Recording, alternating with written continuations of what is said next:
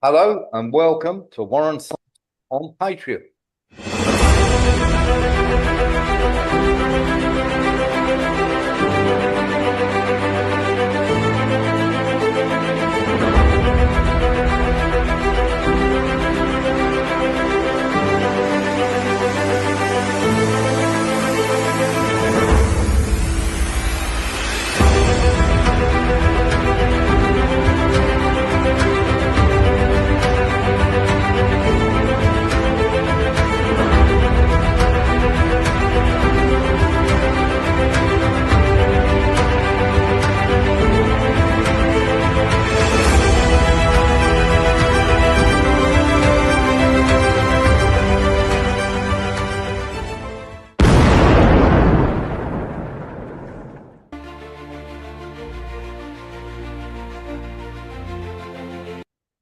Hello and welcome to WarrenThornton.com. Boy, we got a lot to show you tonight and a lot to tell you. There is much that has gone on, and of course, there is a major story that is brewing. There's also a major story as well that we suspect is not true, and one that we suspect is true. But we'll get into that. Have a look at this.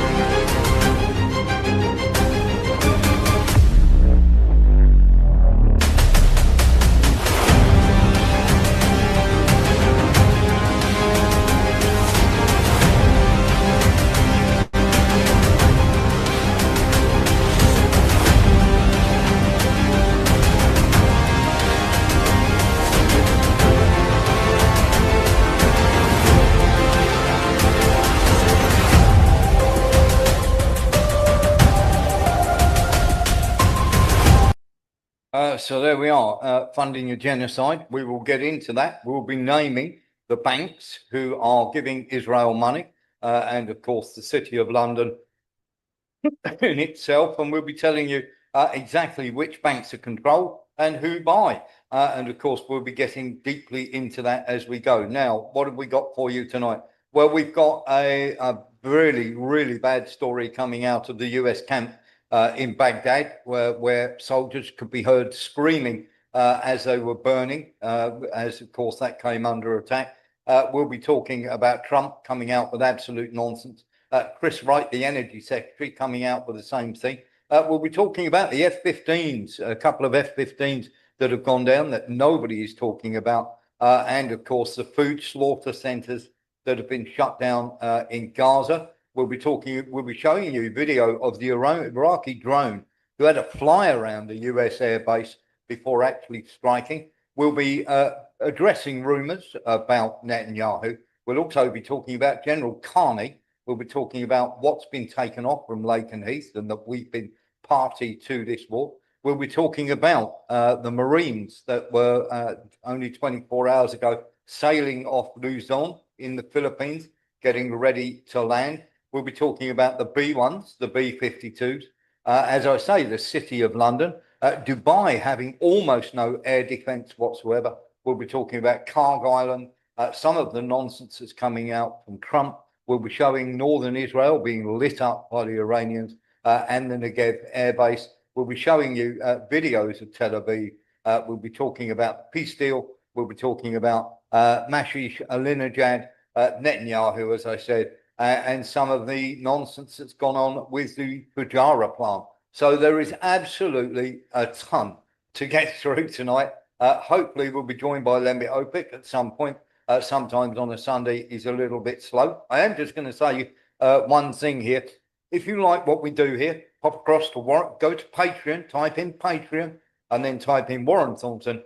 Come and subscribe, come and have your say, come and listen to the news. Now, the reason I'm saying this is we've been very, very kindly treated by, shall we say, some other people, not so kindly by the Western press, but very, very simply, if you go back over our back catalogue and you want true news, go back over our back catalogue and then challenge me on anything that we've said on this programme that you think that isn't true or might not be true. We have a massive, massive, shall we say, reputation for getting things right here. I'm just going to get Lembit Opik into the chat. I'm going to promote him now. Lembit, obviously the former MP and all-round good egg. And of course, we'll have him with us any second now, who regularly appears on Sunday night with the. I don't think they're coming to get me, no. But there are Marines that are off, very simply, off there. And of course, they might well be trying for Carg Island. And if they are, good luck to them, because I think that would be an absolutely absurd and very stupid thing to do. Carg Island is still up and running, by the way. So just in case you didn't know. So while we're waiting for Lembit to get sorted, because he's probably only just got back, we're going to get into a couple of things here. And the very first thing we want to do is address the nonsense surrounding that Keir Starmer didn't know. Good evening, Lembit. How are you? Greetings, and sorry about last week. I was in a war zone. You were. I was in Cyprus. You were. And very, very simply, we'll be talking a little bit about Cyprus tonight. Lovely to have you with us, as always. And of course, we have to address now our friends, shall we say, in Whitehall, and we have quite a few of those who feed us some very good information. And as I say, you want to know what's really going on, come across to Patreon. So just sign up to Warren Thornton. Go through our back catalogue. We tell the truth here, not propaganda. Very, very simply, we were told ages ago that Keir Starmer was responsible for the appointment of Peter Mandelson, that we told you that he knew. We'd had this from Whitehall sources. It now turns out that Whitehall have thrown him under the bus. They have said that Keir Starmer not only knew that Peter Mandelson was a risk, they also knew that, of course, he was still friends with Epstein, and under no circumstances should he be appointed to any government position. Now, they briefed Keir Starmer on this personally. So they are throwing him under the bus. There is a leak that's gone on, and we're going to show you exactly why that has gone on, and then we're going to ask Lembit for his thought. So this is one of the reasons why Keir Starmer, Peter Mandelson, and Jeffrey Epstein, you will remember last night, we actually showed you the list, the proper list from our sources that allowed you to see which people had been having sex, which people hadn't been, and which people were trying to cover up the Epstein files. Well, we've got this for you. Have a look. It's about 4 or 5 minutes long. Please watch very carefully, because there are questions afterwards. Hello. Let's have a look at Keir Starmer, Peter Mandelson, and of course, Jeffrey Epstein, and all their links to Israel. And we'll start with the links going everywhere to almost everyone in society. Peter Mandelson has been arrested for passing secrets on to Jeffrey Epstein. His second in command, Morgan McSweeney. Peter Mandelson, Keir Starmer, and Israel. There are links everywhere from Mandelson to Epstein to Israel. These include former Prime Ministers and Prime Ministers to be. Morgan McSweeney, Labour Friends of Israel and Mandelson's right-hand man, and his wife, who Mandelson helped get elected. Wes Streeting of the Bilderberg Group and a possible next Prime Minister. Margaret Hodd, who has her own problems with paedophiles. Wes Streeting knew Peter Mandelson well. A very willful boy. A rather naughty boy.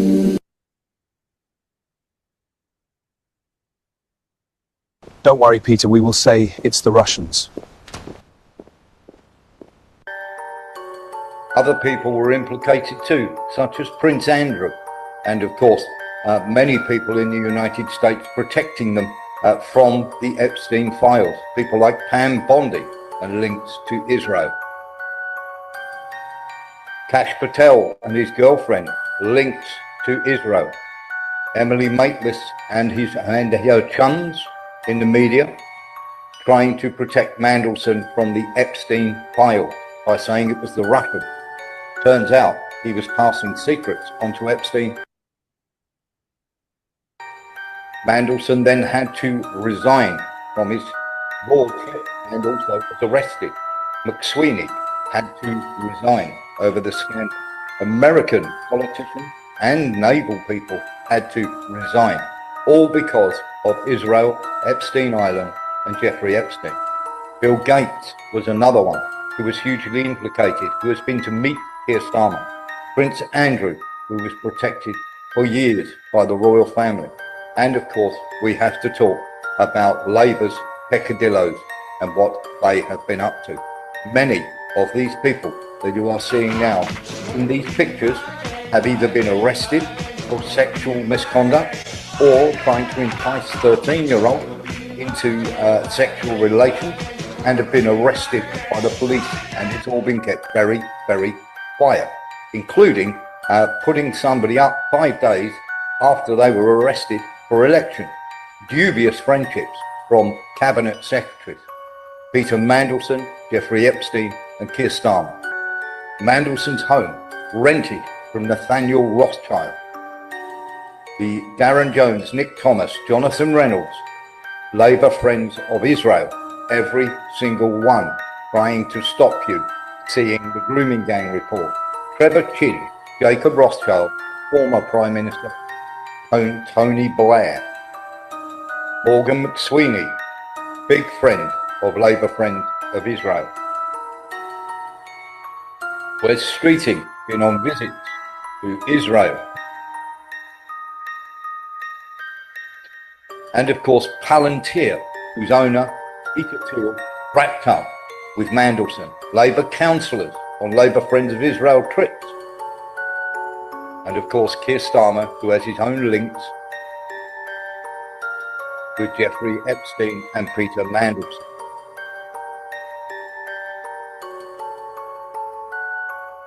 Keir Starmer knew, and now everybody knows he knew. He told you, this is a man who didn't want a grooming gang inquiry. Remember? Why would Israel not want a grooming gang inquiry full of Muslims and convicted paedophiles? Would it be because they're funding the Labour Party and half the people who have peccadillos in that area? Is that why Israel don't want that? Is that why there was no grooming gang inquiry? Man sells his soul to the devil. It all ends in tears. These arrangements usually do. But the most shocking thing that Israel control is the City of London, and we're going to show you exactly what goes on.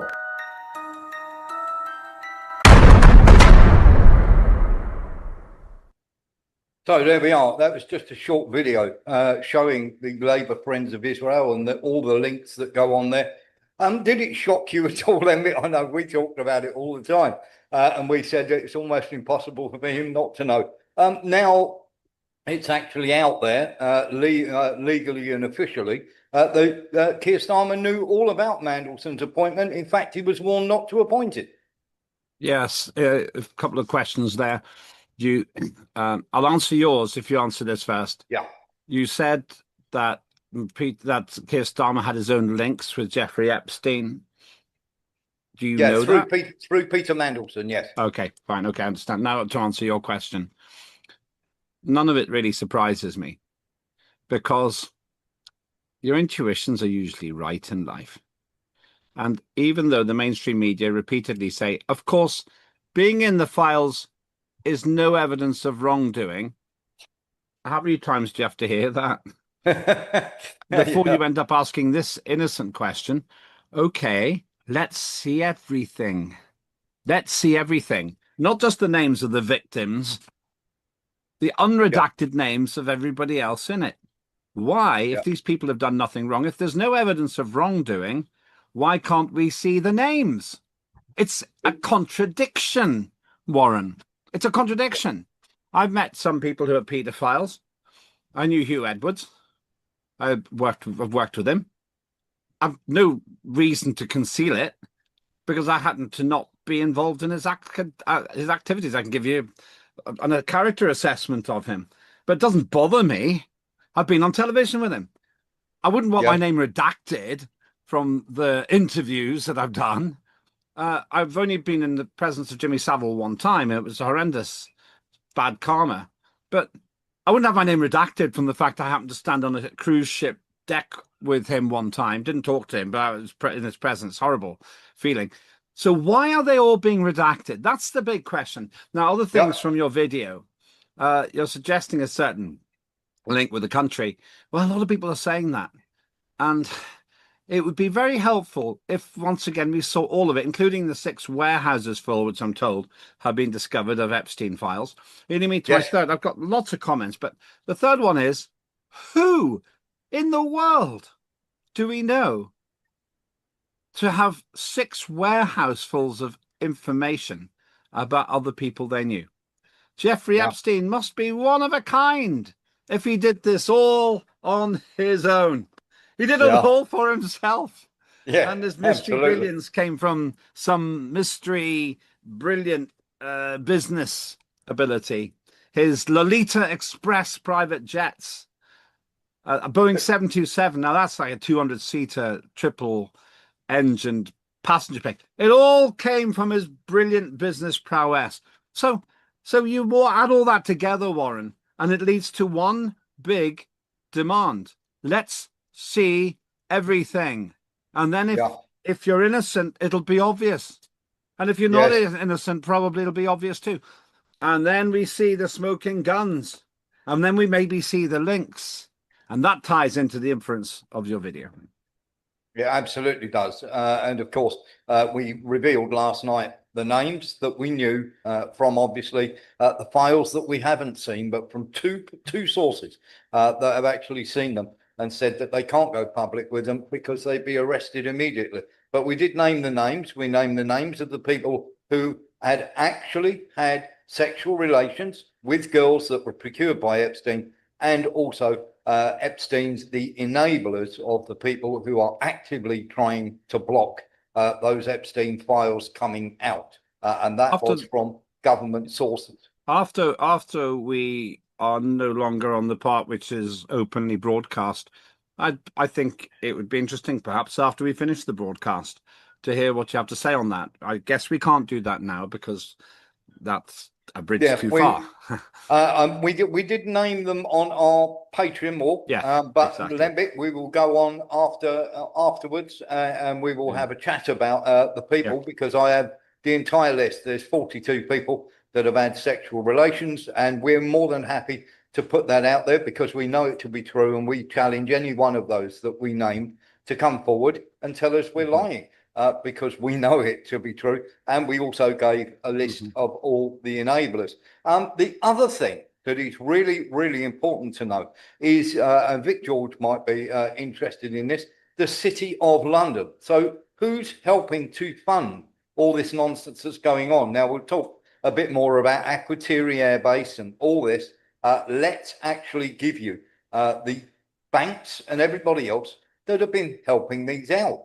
So in the City of London, just to let you know, there are 95 actual banks within a square area, that City of London area. Now, there are lots of hedge funds and lots of asset management groups and all sorts of things, but actual banks, there are actually 95 in total. So we're going to get into who's been helping out and who hasn't been helping out when it comes to the financing of Israel. Now, the least complicit banks or have been either of only a little bit, or they have been funding a lot. Al Rayyan, we're going to name them here: Cooperative Bank, Cumberland Building Society, the Metro Bank, Monza, Nationwide Building Society, Revolut, Starling, and Tridos.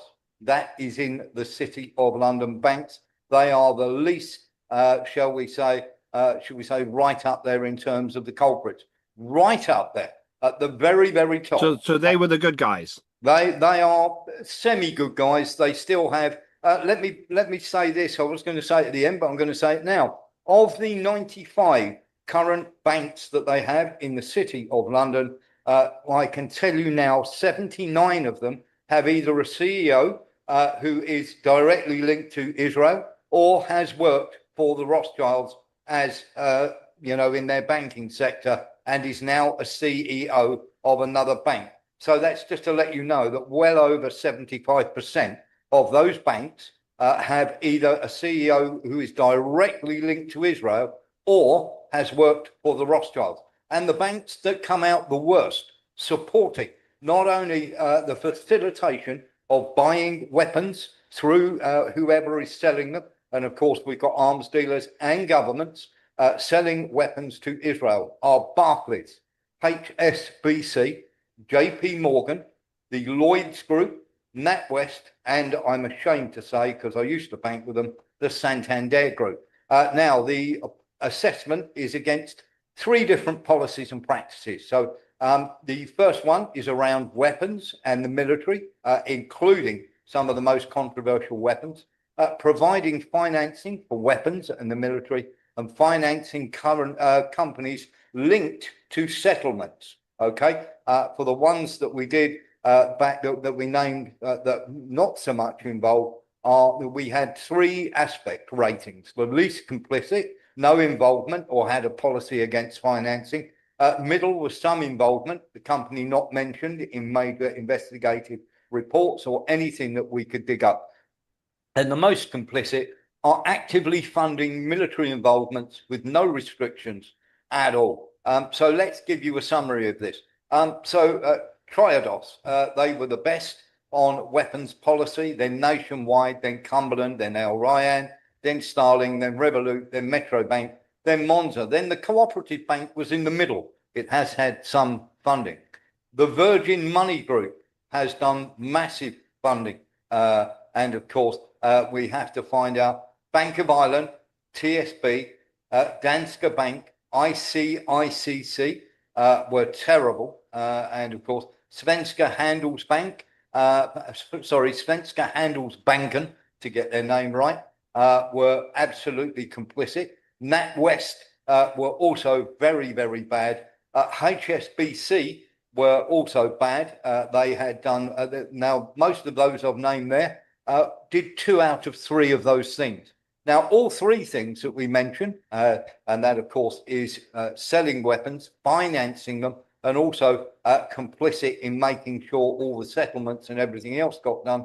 And these are the top 4 worst. They are the Banco Santander Group, Lloyds Banking, Barclays, and JP Morgan. And the company that prohibits financing weapons are Al Ryan, Cumberland Building Society, Danske Bank, HSBC, Metro Bank, Monza, Nationwide, Revolut, Starling, and Triodos. Some restrictions, I'll just co-op and NatWest, no or very limited restrictions on financing weapons militarily, and without doubt the most controversial are Banco Santander, Bank of Ireland, Barclays, ICICI, JP Morgan, Lloyds Banking Group, Svenska Handelsbank, TSB, and Virgin Money. On the policy compliance, absolutely refusing under any circumstances to have anything to do with it. It was exactly the same. The ICICI recently financed Boeing, of course, and of course we're talking about armed banking. These are people who have not only given money, should we say, to various people carrying out weapons deals, but also, should we say, that have been complicit in funding Israel to do with the bombing of Gaza and now Iran. The ICICI recently financed Airbnb and Bookings Holding and the TSB. And then, of course, you've got Banco Santander and many others, and lots of people, shall we say, starting to jump up and down on this. Let's get into JP Morgan then. 6th of the top 100 international banks financing arms companies with exports linked to Gaza. That is armed banking and a joint responsibility. They recently financed Boeing, Elbit, General Dynamics, Leonardo, Lockheed Martin, and RTX Corporation, and also financed Caterpillar, Coca-Cola, and Bookings Holdings. Barclays were 19th in all the international banks, and of course, they are the 4th largest European creditor of complicit companies and 7th largest investor of the companies arming Israel. The 3rd largest European creditor of companies linked to settlements, and the 11th largest investor overall. They recently financed BAE Systems, Boeing, Caterpillar, Elbit, General Dynamics, Quinta-Q, Raytheon, and of course Rolls-Royce. The Banco Santander are 36th at the top of the 100 international banks. They are the 7th largest European creditor of complicit companies and recently financed Boeing, Leonardo, and Rolls-Royce. They are the 6th largest European creditor of companies linked to settlements. Lloyds Bank, 35th on the top 100 international around the world financing arms companies. They are the 6th largest European creditor of complicit companies. They have financed Boeing, General Dynamics, Lockheed Martin, and Rolls-Royce. And HSBC, we're going to go through these. HSBC, 45th of the international banks. They are the 13th largest European creditor, and they've invested in Boeing, General Dynamics, Leonardo, Lockheed Martin, and RTX Corporation, which are a particularly nasty company. NatWest was 75th out of the 100, and they are the 18th largest European creditor, financing only Leonardo and Rolls-Royce, and are the 20th largest European creditor of companies linked to settlements. Danske Bank, the 15th largest European creditor of companies linked to settlements, and the 39th largest investor. And finally, the Svenska Handelsbanken, 31st largest European creditor of companies linked to settlements, and the 19th largest investor in companies that sell weapons of mass destruction. Lembe. It's impossible to process all of that. But the answer to represent the banks would be, we're not here to make moral judgments. We're here to make money. Yeah. And we're not doing anything illegal, they would say. So frankly, go and invest in your money with companies that don't look after your money so well. That's what they say. If you want to invest with us, you get a higher return because we go to Boeing and the other profitable companies. That's what they'd say.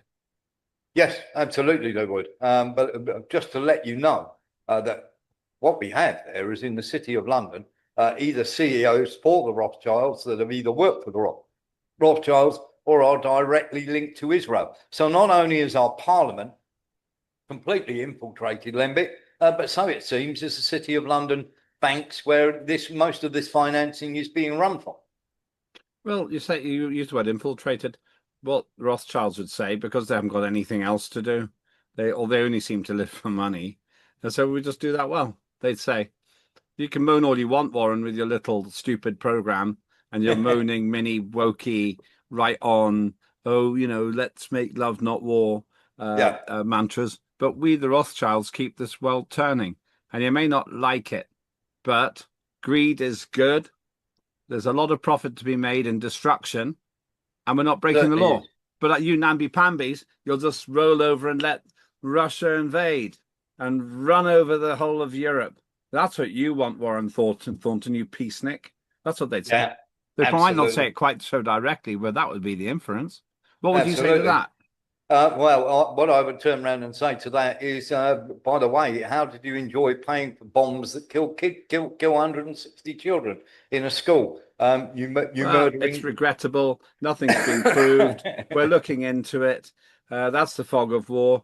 But I suppose people like you would be happy for the whole of the Middle East to be overruled by Iran. The bad people of Iran. Though I have to say, in parenthesis, even though I'm trying to keep up this banking facade, I noticed with interest, if you're watching this live, that a very senior spokesman for Iran pointed out that when Donald Trump said, "Oh yeah, Iran wants to have peace talks, but Trump isn't ready for them," they said, "No, actually, we're not going to have those peace talks because last time we were talking, you attacked us." That's another story for another point. Returning to this, I would say that the response will be, depending how direct they want to be, will be to say we're just going to carry on doing it because people like you can moan from the sidelines. But frankly, if you want a decent pension, we've got to put the money in the most profitable returns. And we're not a charity, and we're not a church, and we're not ideologically motivated to to bite our fingernails and say, "Oh, is this lot going to be bad?" But that's what they'd say. Yeah, and I would turn around and say, take your money out of that bank and go and put your money in somebody who doesn't finance war. Nillis. Well, the thing is, the Jewish bankers created the banking system anyway. If you look at the Bank of England, which is the mother of all central banks, it was created by William of Orange, and it was created because he owed the Jewish bankers of Holland for all the bribery that he had to use to become king after the Glorious Revolution. And as we know, we don't know who owns the bank, who has the shares in the Bank of England. We know that it's a sovereign. They have their own sovereignty. The city of the Square Mile was given sovereignty by William the Conqueror, who was also financed by the Jewish bankers, and that system is spread in central banking throughout the world. The Federal Reserve was founded in 1918. Sorry, I think it was just before the First World War, if I remember. And it's also all the Federal Reserve buildings also have their own sovereignty, as does the Bank of International Settlement. All Yes. the land around is there. They have their own police and everything else like that. There is one. Sorry. Go on, no, that's fine. But the thing is, it's what's built the British Empire to a certain extent. It's what's built the American Empire, but it's a parasitical thing because it can build countries up for the development of the world as they see it. It can also destroy countries and cause economic disasters as well. Okay, Lembit. Yeah, just two observations. As is quite clearly demonstrated in the works of Shakespeare, there was a certain anti-Semitism going on in the United Kingdom. It was really very bad in Shakespeare's time. And one reason why Jews ended up running money lending is because it was one of the very few things they were allowed to do in anti-Semitic Britain at the time. So I don't really hold that against them. I actually don't really tend to talk about Judaism except in theological discussions, because my issue here is something else. My issue is that while the Rothschilds may have strong Jewish connections and so on, there's a general elite which is ever more exposed. Now it's falling apart. The facade's falling down, and we're seeing connections between people who are Jews and aren't Jews and everything else, but they're all united by a desire for power and wealth. It's almost like they worship that, having sort of abandoned what I would regard as more noble religious motivations. That's what I tend to think. So while I understand many of these people may be Jewish, neither George W. Bush nor Tony Blair were Jewish when they started the illegal war in Iraq, which kicked off a lot of the problems we see now. And we don't tend to say, well, that's what you get with the Catholics, even though Tony Blair was clearly a Catholic. And this is why I think it's unwise to say, oh, this is what the Jews do, but this is what very powerful organizations do. And we've talked before about Israel being a superb lobbying organization. They get money from America in particular. They spend that money in various ways, and then they reinvest some of that money in lobbying America again to get more money. They really are a case study in effective lobbying. But once again, that's not about being Jewish. I'm sure there are lots of people I know who are Jewish, and I just don't happen to know it. My issue is more that wherever Netanyahu was, whether he's a Muslim or an atheist, as I suspect he probably really is, or a Protestant, he did really bad things. and that's my issue. I've got an issue with the man. But in terms of the global elite, I think they're in big trouble now, because it's all beginning to fall apart. They're still fighting this desperate rearguard action to try to cover up the Epstein files. And the World Economic Forum has suffered a bit as well, having got rid of Klaus Schwab, its inventor. Yes. Or, as for the usual reason, And alleged Borger sexual impropriety. Brenda had to resign, of course, because he's in the Epstein files. Isn't that interesting? Yeah. Once again, why did he resign if he's done nothing wrong? Why did he resign? And so, Yeah. so that's where it all begins to. I don't know. Well, I met Brent Brendan, was totally unimpressed with him. I don't know. Didn't talk to him about religion. I don't know what he stands for. But these people are united by worshipping at the false idols of greed and power. That's what I think. Yeah. And then if they've done things which were improprieties, oh, but nothing has been proved, of course. Being involved with Epstein is no evidence of guilt. But if there's something going on there, then suddenly, for reasons which are not to do with being a Christian or a Catholic or a Protestant, suddenly you begin to see that what unites them are very, very dark and superficial motives, which mean that sociopaths shine and empaths get oppressed. Yeah, absolutely. Nilis, very briefly. Well, yeah, I think Vic George and OPEC are right to a certain extent. These people aren't Jews as such. They are Nimrodic Jews. When Nimrod was the grandson of Noah, who went back to worship Baal and Satanism, and their whole plan is to reconstruct the temple and bring in the rule of what we call the Antichrist. Okay. Let's get into some of the stuff that we need to get into because, of course, there are people. There's a couple of rumors going around, so we're gonna try and quash. There's two or three actually. So first of all, let's deal with this. The Ayatollah is slightly injured, but is well alive. That is from we're hearing that from a couple of different sources who we trust. So we're okay on that one. The second one, of course, is whether or not, shall we say, good old Netanyahu is still alive. And there's been lots and lots of talk about this one. What we do know is that there were flights 5 days ago from Akrotiri Air Base to Ramstein Air Force Base and then back to Israel. Now, we know that he landed at Ramstein Air Force Base. And, of course, his plane has been there for a while. And then a military plane took off from Akrotiri to go to Ramstein Air Force Base in Germany and then flew back to Israel. That doesn't prove that he's alive, but he was on board a flight to Akrotiri, and we can, of course, confirm that that is true. And, of course, the same day, around about 11 o'clock at night, that plane then flew back. Now, we've got lots of people coming out with all sorts of different theories. And of course, there are, shall we say, very shaky videos out there, which nobody really believes for 1 second are, shall we say, legal. Now, we did get this. Let's have a little look at this. We did see this, which I thought was quite interesting. So I'm going to pull this up for you. Let's have a look at this chap here.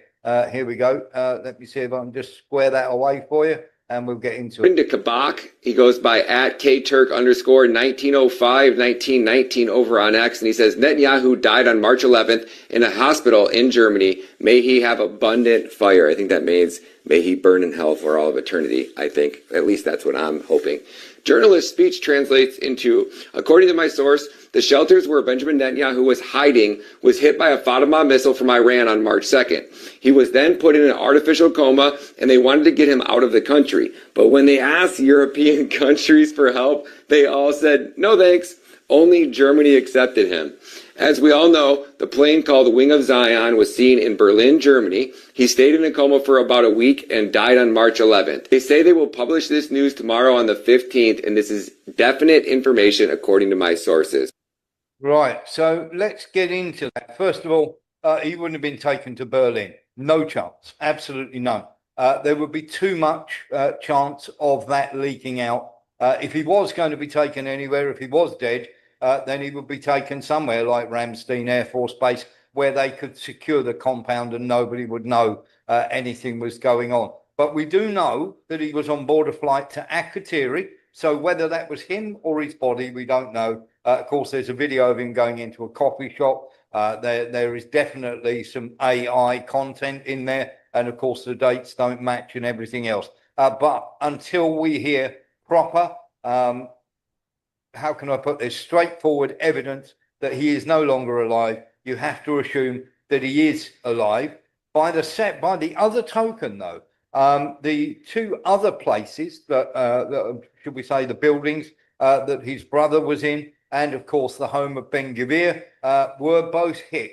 And I believe, because he has a very big presence on social media, and it is my belief that Benjamin Yahu's brother may not be around, and we need to see a video of him to make sure that he is, because he had a huge social presence. He was on always, never off social media, and never out of the way. And of course, all posting stopped then, and that might be simply because his brother died. We do not know. But when we know, we will tell you. But we're only going with factually what we know. Factually, we know he was in Germany, him or his body was in Germany 5 days ago. And of course, that is no proof of anything. Lembit, Scott Ritter has actually come out and claimed that Netanyahu is either dead or seriously wounded, that his brother is dead, and that they came out with a car accident. Now, Netanyahu's brother was injured in a car accident back in 2024. So that's regurgitating an old story. But Scott Ritter is adamant that not only Ben Gvir, the minister, and also Benjamin Netanyahu are both either seriously injured or dead. I doubt it. Yeah. It sounds to me like, for those who loathe him, wistful thinking. Yes. Sounds like propaganda. Yeah. Just in the same way that Putin was meant to be on his last legs years ago. He's still around. Yes. I just don't think so. I think if he was dead, he has enough enemies in Israel itself for us to have been told. Yeah. What would be more convenient than a dead Netanyahu giving more moderate people in Israel the chance to say to Iran, look, let's stop this. Yeah. That's what I would guess might happen. There's the argument the hardliners would take over, but very few people will be as hardline as Netanyahu himself. So I would say then treat the idea that Benjamin Netanyahu is dead. Very much we're hearing that he was in Germany for 5 days and then was flown back to his own country. So I would turn around and say I would treat with great skepticism, much as there are people out there would love that to be true because of the people he's killed and all the rest of it. And he is probably the most horrific leader out there at the moment. As much as you might want it to be true and yearn for it to be true, I would treat any reports like that with great skepticism for the time being. There may be more that comes to light. We never rule anything out, but if there is a body, it certainly wasn't flown to Berlin. If it had gone to Berlin, of course, there would be too much chance of leakage coming out. So it would definitely be kept on an Air Force base. Nilis. Yeah, I don't think he's dead, but if he was dead, for example, we know who would take his place. If he was gone, I would imagine Ben Gvir would probably, if he's not gone as well. But there are any number of hardliners that will quite happily step up. Are they worse or better than him in terms So of their... they're on the same level as Netanyahu, so it won't be any better. This is why it doesn't matter, really. It's very dangerous to take people out like that. That's one reason why Donald Trump's curious decision to kill the Ayatollah Khamenei seemed to me rather precocious for two reasons. One is it sets a really dangerous precedent. It does. But the second one is because you and I both know, everybody watching this program all over the world knows that if Vladimir Putin wanted to kill Vladimir Zelensky, he could do it. Yeah. Without any trouble at all. Yeah. Without any trouble at all. And he hasn't done that. Because there are good strategic reasons to keep the chief negotiators in position. There are very good reasons for doing that. You create chaos and unpredictable results if you start killing the leaders. Second thing is that you don't know what. Well, that's the first thing. The second thing is you hear these stories so much, but it's almost impossible to conceal the death of a leader. Because somebody nearby will say so. Death of Stalin wasn't concealed well.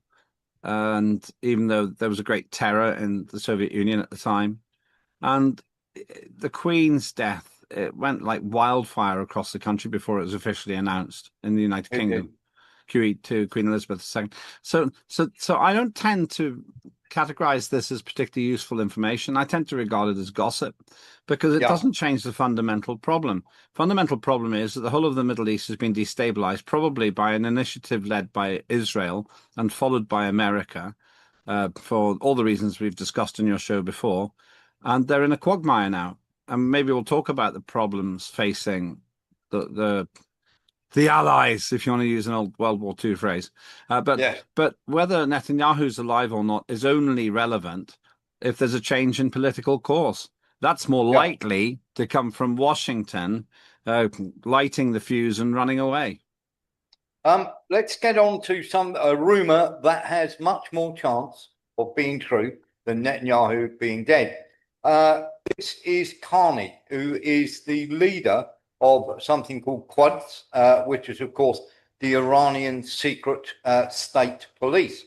Now, there are rumors are going around, very, very strong rumors, that, of course, he has been arrested and is that they will, of course, execute him for the simple fact that they are starting to put two and two together. Now, there are unconfirmed reports, but they are, shall we say, from good sources who claim very simply that this guy was passing information to Israel on 5 of the occasions when people have died, including the Ayatollah. He has been seen leaving the building just before these strikes happened, literally about 10 minutes before these strikes happened, on at least 5 occasions. And of course, they were tracking his phone signals, and apparently the Russians and the Chinese gave a helping hand here. And it does, on the face of normal reports, seem as though he was passing secrets or whereabouts of where people were. This is why Israel and America's idea of where to kill people sort of came from. On every single one of these strikes, he has been placed not only at that building, but of course, on 5 or 6 occasions, he has been shown to walk away within 10 minutes of that building being, and 10 minutes after that building being hit. Now, that's either extraordinarily fortuitous, Lembit, or there's something to this. And of course, they have been tracking people inside Iran who have been giving away sort of state secrets. So if this is true, they're going to execute him without any shadow of a doubt. Oh, we've lost. I'd imagine so.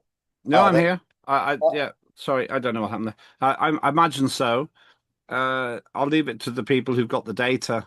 I do say with some amusement that the FBI have investigated me at least twice. I've been told this because they had to tell me afterwards. I still don't really know why.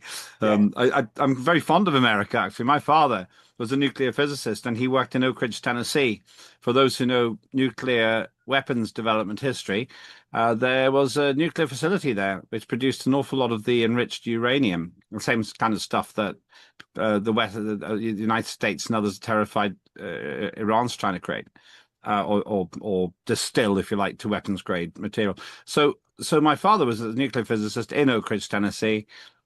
I go there quite often. I'm very fond of America. I think that it's easy to damn America, but really the World War II would have been lost had it not been for them. And then they spent a huge amount of money rebuilding Europe, partly out of self-interest, but there was a degree of altruism in it too. So I don't really mind too much if they're spying on me. And there's somebody I speak to, and there's often an echo on the call, and I presume that means it's been listened to as well.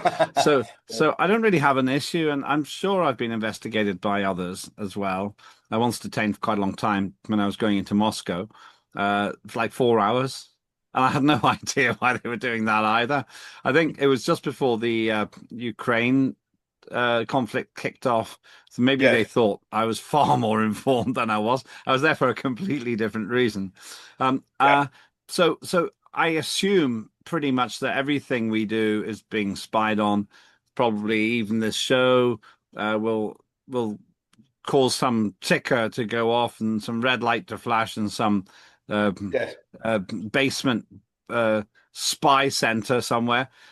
So I would say Iran's probably pretty good at this too, and they'll know. And there is something quite obviously involving intelligence here, because they knew where to get the Ayatollah Khamenei, and he clearly is dead. There's no doubt Yeah. about that.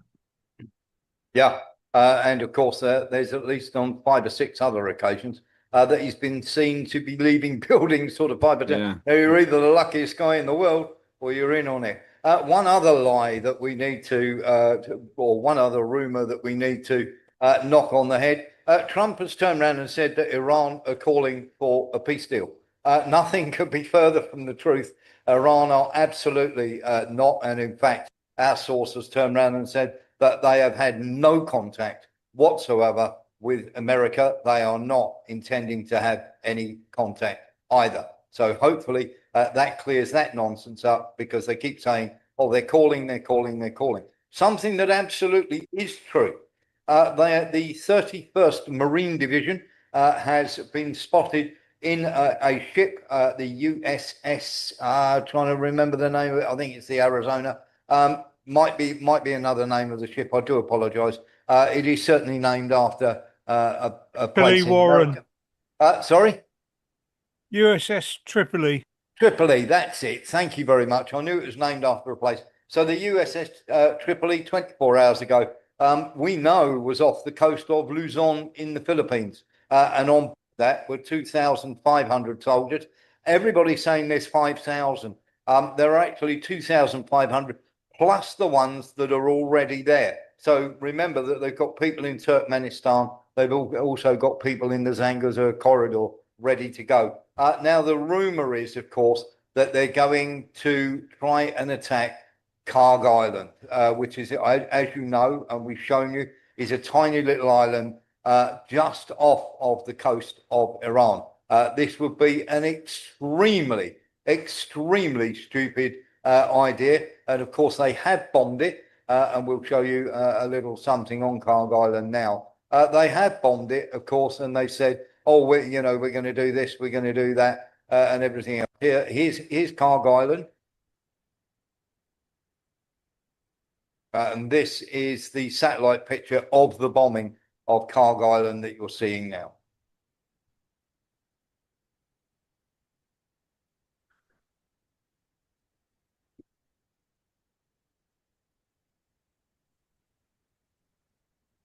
Now, they're saying they haven't bombed the oil terminals.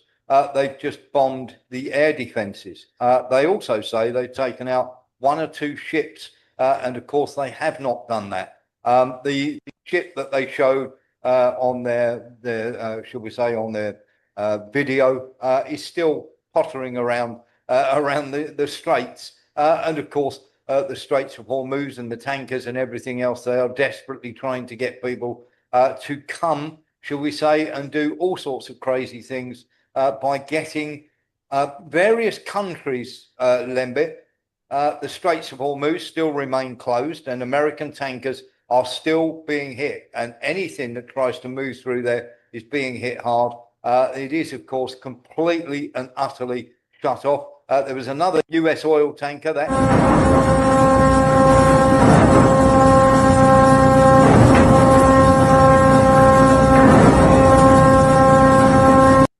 This is now the 15th tanker that's gone up.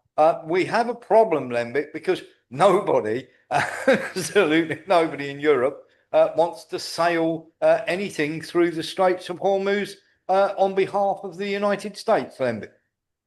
Well, I'm hardly surprised. The difficulty we've got here, and I've said this many times, I find Donald Trump slightly curious because I don't think he's a stupid man. But the difficulty here is the hubris. I, as you know, have many Iranian friends. I've worked with Iranians. I suspect that one reason that I get spied on in Britain, and I do think I get spied on in Britain, is because of those Iranian contacts. And there we go. That's just the way it is. I know people from all over the world. I have huge respect for China in many ways as well. What did you make, Lembit, of the fact that the Iranians very cheekily turned around and said, you can pay in yuan if you like, and of course we'll give that money then to Iran to rebuild everything that they've bombed.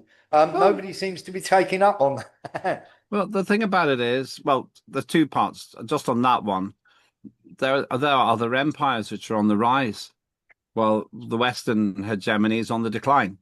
And so it's completely consistent with that. China owns Africa now. They basically own it. And it's a patient, long-term ambition, which was described to me in great detail when I was the deputy chair of the all-party China group in Parliament. They said, this is what we're planning to do. We have a territorial claim on Taiwan for historical reasons, but nowhere else.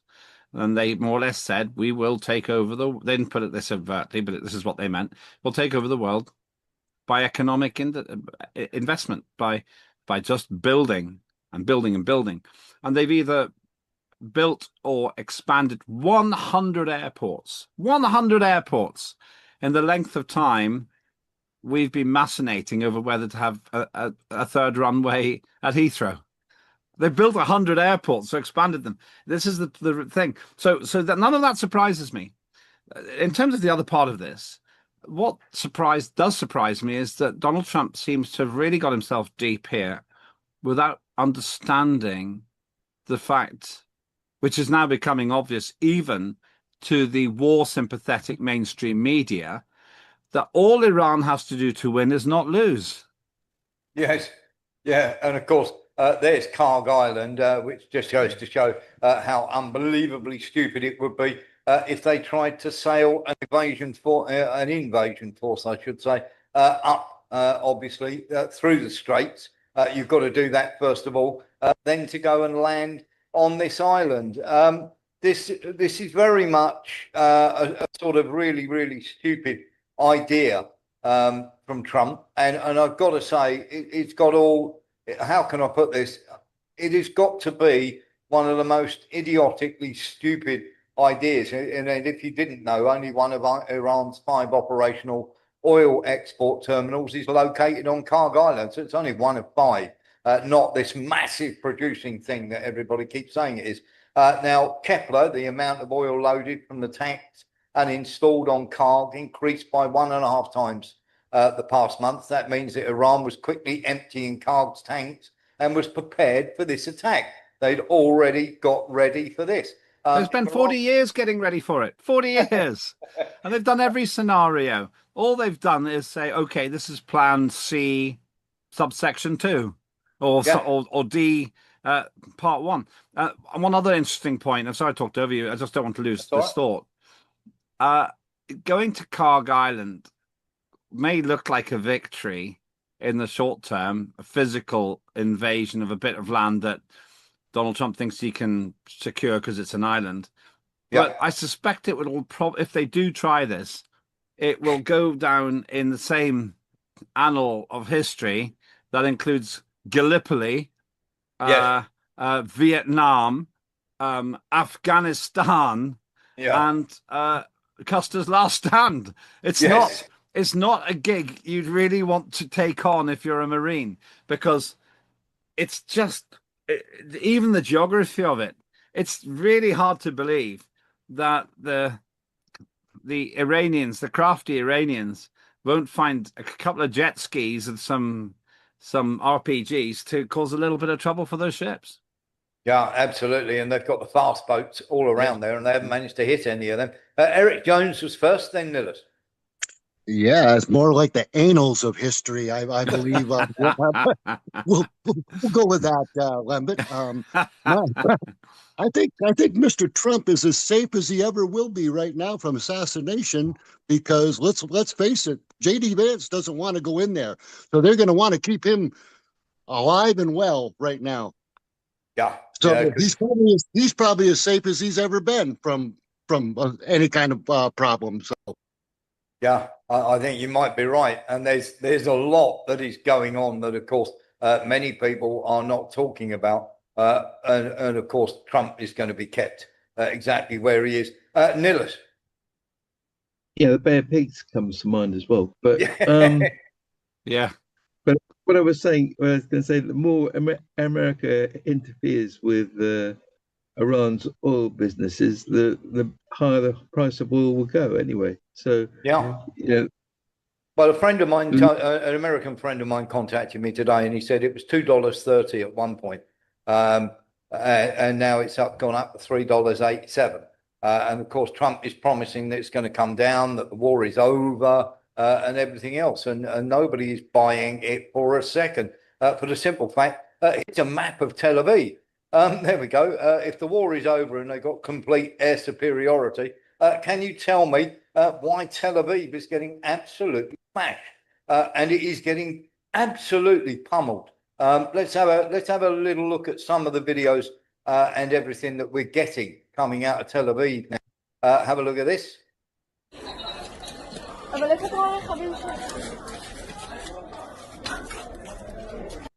That's one. And of course, that doesn't show anything great, but there's lots of other places that are being hit. We're going to get onto some of the worst ones very shortly. Here's Tel Aviv again.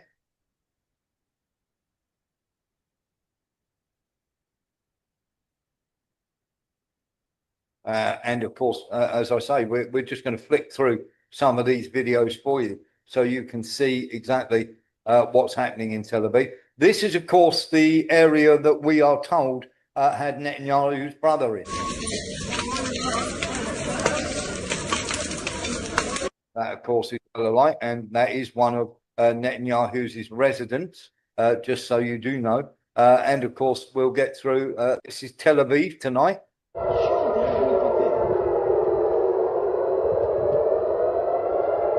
Now, these are cluster munitions coming down. They are like mini hand grenades, basically. It's a bit like letting off 200 hand grenades in one go. We're going to have a little bit more for you.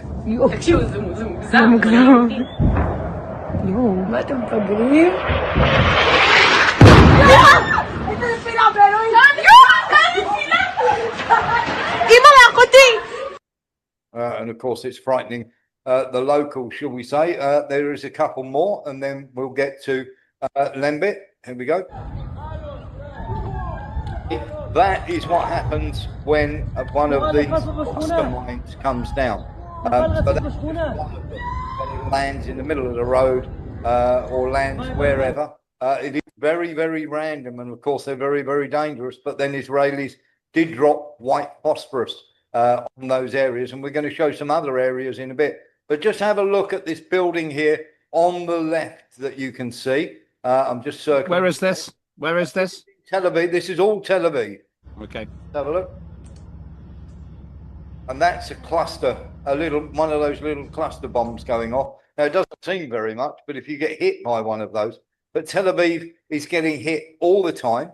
They cannot stop them. Iran have tonight launched the biggest attack that they've ever launched. And of course, they've hit many, should we say, places that America don't want them to hit. And they're getting very, very annoyed about that. And we're going to get on to some of that in a minute. But as you can see, Tel Aviv is lighting up.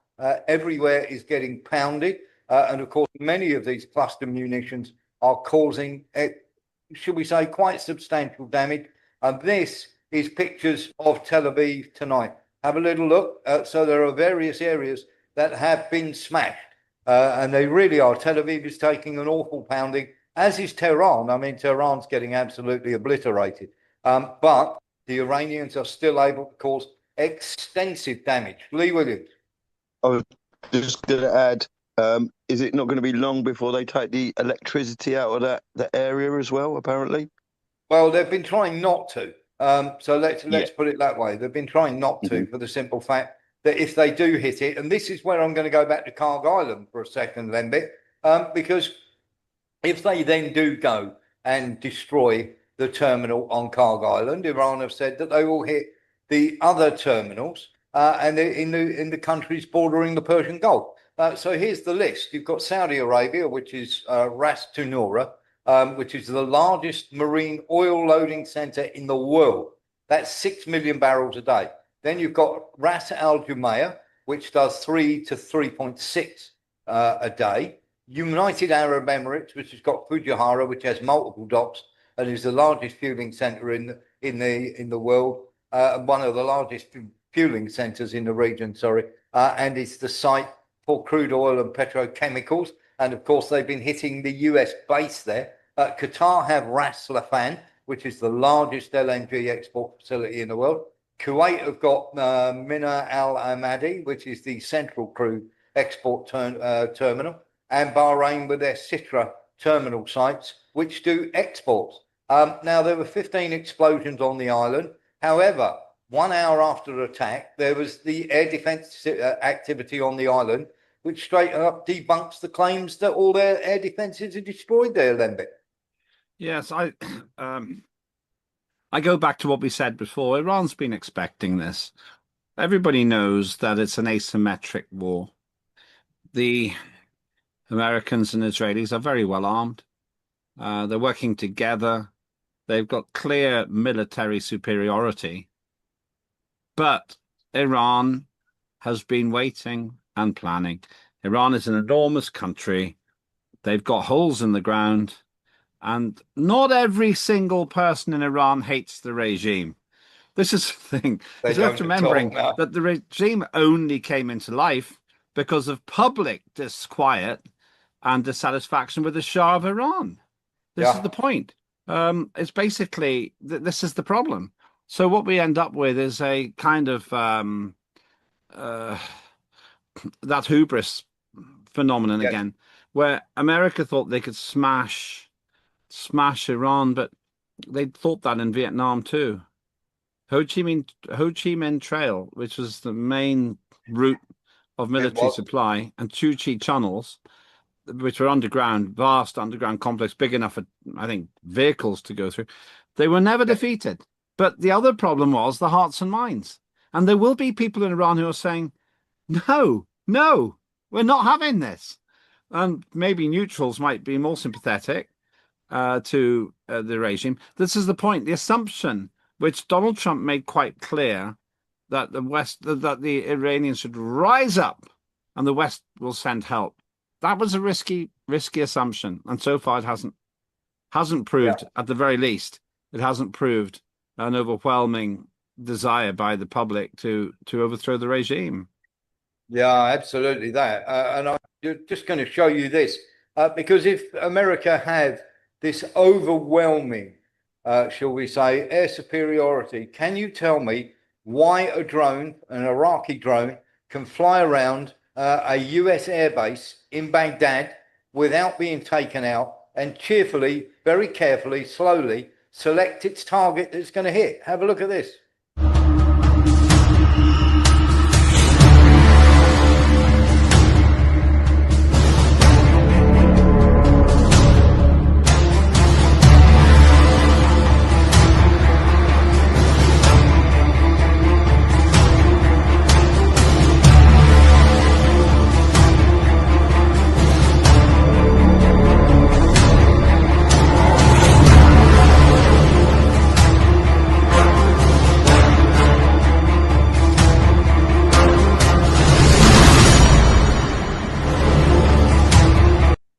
Now that's on a US airbase right next to Baghdad Airport, Lemby.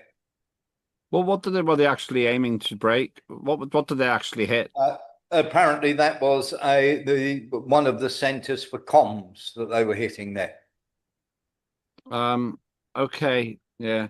And I'm going to show you something else. Now, this you can hear people screaming in the background. There is no doubt that that America have taken losses and that people, shall we say, are dead. No question that this has happened. Not only have they hit the US embassy in Baghdad, but they've also, as I say, hit the base in Baghdad. Have a listen to this. والله العظيم قاموا يبكون بكي. انا جايك فيها بس دير بالك صراحه بس دير بالك بس لا تقع جوا بالمي. دير بالكم شباب يا ولد. شنو غير بالقاعده غير قاموا يصرخون اسمع الصريخ مالهم. قبت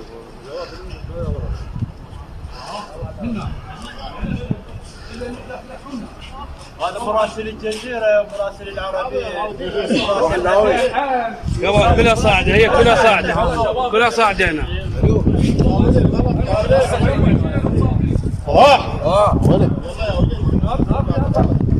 And there are all the people running either to or away from the base.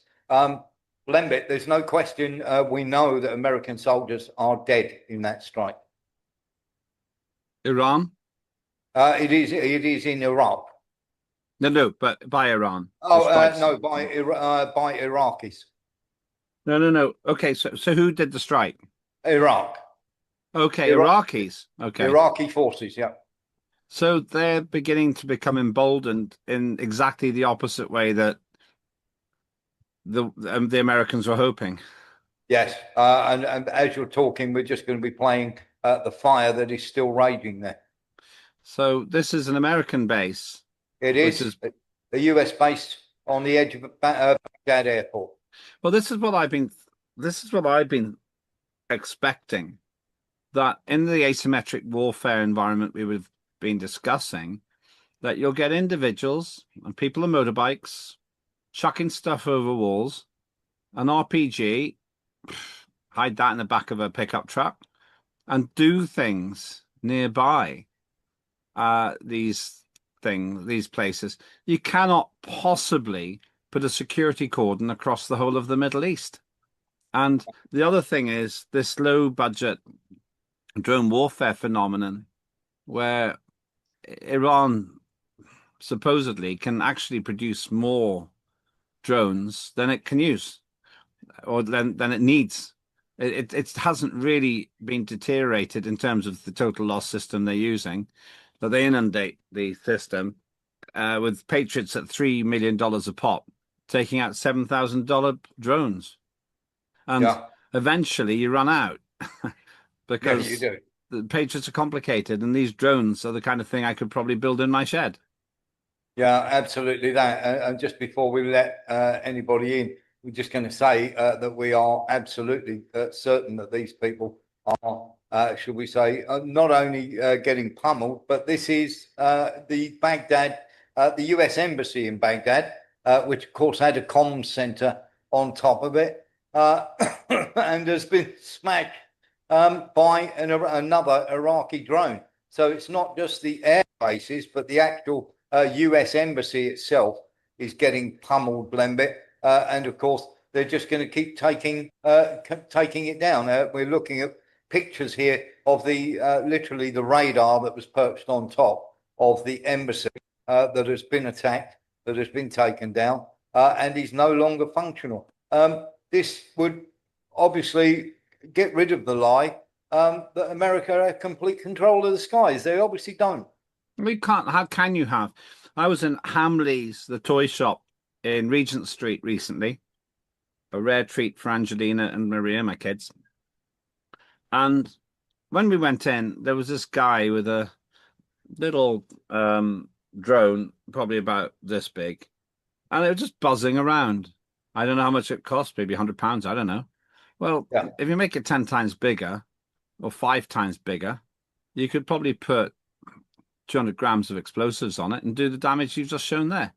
I'm not no expert in ordnance, but how can you possibly stop something the size of a laptop with a Patriot? It's just not going to happen. And if you put 100 of these things in the sky at once, some of them will get through. Obviously, that's the objective. I have to say, though, Warren, I'm really impressed that the defense systems are so sophisticated that they do stop most things.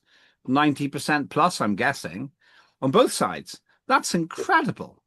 It's just orders of magnitude better than anything I thought could be achieved. But it's incredibly expensive to do on that $3 million to $7,000 calculation. If Iran loses $1 million worth of drones, which would probably be, let's round it up, let's say they're $10,000 each, so nowhere near it. That would be 100 drones. Well, the Patriots you have to stick in the air to stop that would be 100 times 300 million.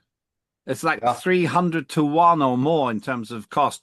And eventually, I've said this for years, maybe decades, that future wars will not be fought on the basis of human attrition. It'll be fought on the basis of economic attrition. I actually think we're there now. I think that despite the absolutely unforgivable killing of 170 or so children in a small little dirt poor outpost of I assume not very wealthy village somewhere in Iran. Yeah. On the whole, the death toll is comparatively low compared to the Blitz, for example, or Yeah. of Vietnam. So I actually think we're already in a situation Give where, it time. well, individual deaths, well, okay, I hope you're wrong, but individual deaths are outweighed by the economic damage. Now, the exception to that, of course, is Ukraine. In Ukraine, the Ukrainian side is just creating a slaughterhouse of its own people. So they're still in First World War trench warfare. But this sophisticated operation seems to be different. Yeah. We've got Nillis and Eric Jones. Yeah, what I was wondering about, you know, that satellite, sorry, the drone footage you showed us. Yes. Would that have to be relayed back via satellite? The actual picture? Yeah, if they've got a camera on it, yeah, absolutely. And what? So it must be, they must be using either Russian or Chinese satellites then. Yes. Yeah, the Chinese are still giving the Chinese are still mapping absolutely everything for them.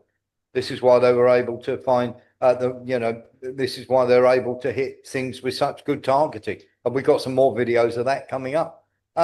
Eric Jones. Yeah, Lambert. In the first some previous shows, Warren showed where they had 200 underground drone factories around. So they're pumping these things out like no tomorrow. So if you can imagine what a land invasion is going to look like for those poor bastards when they unleash those drones, I mean, it's going to be mass bedlam. Yeah. Do you know what I regret? What I really regret is I love aviation. I would two things make me sad. When I see perfectly serviceable aircraft, classic aircraft often being destroyed, just as an aficionado, I grieve for the damage. Now, that doesn't diminish the human toll. But the second thing is, just I live near a site for Remote Radio Control Modelers Association. Those things would be magnificent in peacetime just to fly around. And it's in a way, I just hope when this is all over, there'll be a leap forward in the kind of things you can buy for innocent pursuit. So it's tragic in a way. The things that I've always regarded as wonderful toys are now being used as instruments of death. Yeah, totally agree with you. And of course, what we're showing you at the moment, of course, is some of these places, these oil refineries like Fujairah, that are actually being smashed to pieces still. And of course, we've got the Lausanne refinery in Iraq. Have a look at this. There's a lot of damage because, of course, the Americans have placed a lot of their forces and their, shall we say, secret people, CIA and operatives inside Iraq. So this is why they're getting absolutely massacred at the moment. They're being, of course, whoever is helping them, and we know who is helping them, they are able to target these places. They're able to hit it, no problem whatsoever. Negev Air Base has also been hit. Let's have a look at this.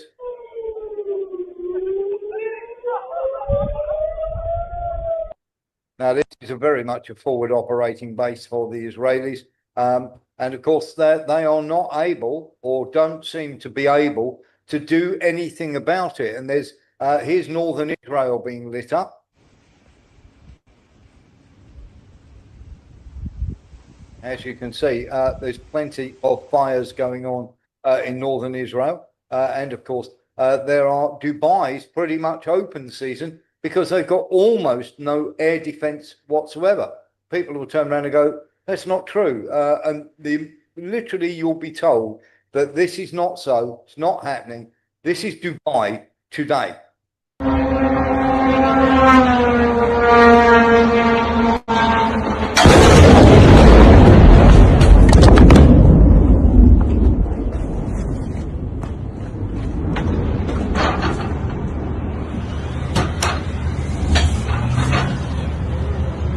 اهو للبالاتسو كنت vicino a me البتاع اللي جنبي اهو ضرب فيا اهو اهو.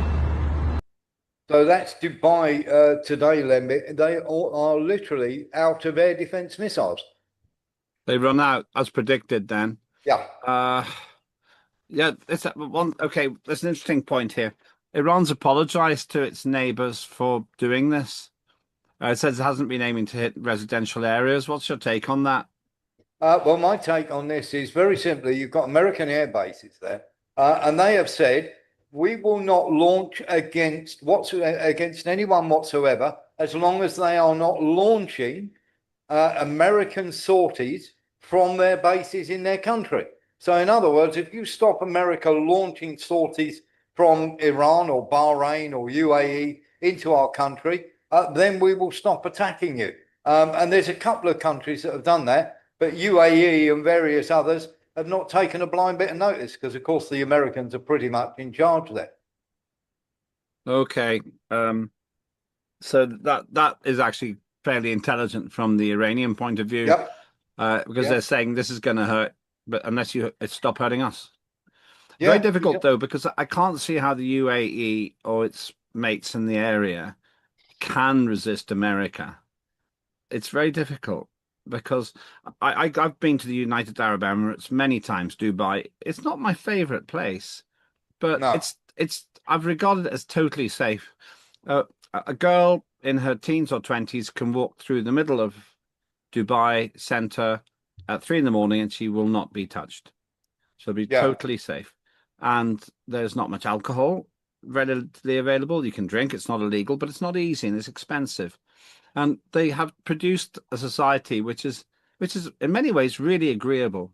And it doesn't seem to massively persecute. Obviously, there are some tales of behavior towards women, sometimes working girls, who end up in a bad place. But by and large, it's a place I've never been afraid to walk around day or night. And it's very service orientated. There are hundreds of thousands of refugees, i.e. wealthy Brits who have moved there. The expat community is enormous. And they're there because you can get rich, you don't get taxed to pieces, and it's a land of opportunity. One of the best airports to go through anywhere in the world, in my view, is Dubai. They've got 2 airports now. So there are all these positive things, but they do depend on a good relationship with America. But then they're also a place that have a good relationship with Russia. UAE just seems to be a place that doesn't need an army because it really hasn't got any enemies. And unfortunately, they've ended up as collateral damage because Iran in extremis is more or less saying it's nothing personal, but we really got to twist your tail here because this is and I will almost never use this word because it's so obvious, but this is an existential crisis for Iran. And that's why the situation is so intense. And the same goes for some of the other neighbors. I mean, Qatar is going, what have we done to deserve this? Well, this is not us. Hey, listen, Tehran, get off our tail. And they're saying, what am I supposed to do? What am I supposed to do? Just stop cooperating. And I bet you privately, the people in Qatar and Dubai and Abu Dhabi are saying, we've got to do something about this. We've got to do something about this. And privately are saying, can't you just get the Americans to lay off? Let's get a truce of some sort. And then Iran's saying, don't play that game with us. Let's just have it all out now because we don't want to be attacked again. And frankly, we have to give the Americans such a bloody nose, which is really just by failing to fall over. The Muhammad Ali versus George Foreman fight. Was that the Rumble in the Jungle? And where he stood. Punch yourself out. Yeah, he basically punched. He said to Foreman, "Is that all you got, George? Is that all you got?" And they both fainted at the end, apparently, or very close to it. But George was burnt out. He was exhausted. He'd done everything he could. All Ali really did was survive. Yeah. And he became the hero. Now, I think that's what's happening here. And Iran is more or less saying that. They're saying, look, you can carry on hitting us all you can, but we're fairly low tech as a country. High tech, first world Tehran, you go out into the sticks and things are very different. So I actually think that hitting their neighbors, the neighbors kind of understand it. They're mature people. They understand what's going on. And they never asked for this war. It's an odd thing that you say that, Len, because the George Foreman, Muhammad Ali thing was exactly the same thing I used. And I said, Iran are doing a rope-a-dope here. Lee Williams. That was a thriller in Manila, by the way. I'll just say the fact of It's not of the people of the West. This is to do with the corporations. Is there anybody in the Middle East that actually understands it's not the actual people, it's the actual corporations that shouldn't be trusted in their country? They know Yeah. they know that the people don't really want it. Yeah. That we're not really up for it, and something that they're not up for, and they're going to have to be up for, because we're going to break a story now.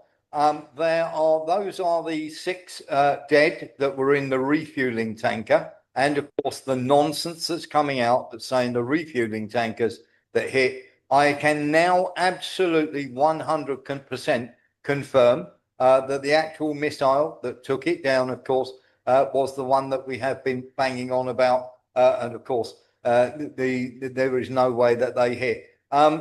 The F-15s have been dropping out the sky. There's a couple more that have crashed, and everybody would like you to say that it's friendly fire. It certainly isn't.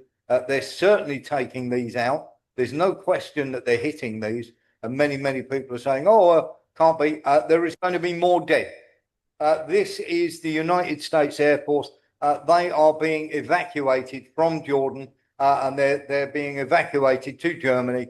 And as far as we know, there are at least another 9 American soldiers that are in all sorts of trouble on the air base in Jordan. So just to give you a highlight, give you a heads up that is coming. And this is the literally the 395, which is the missile that took down the tanker.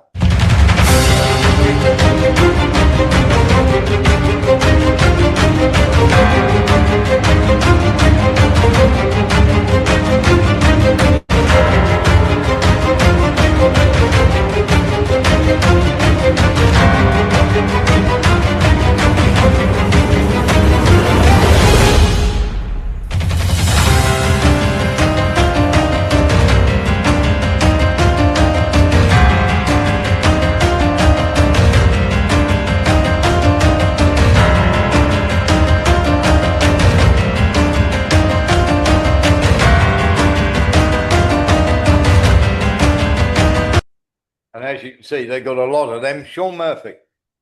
Well, Warren, looking at that picture, even the launch ramp looks cheap.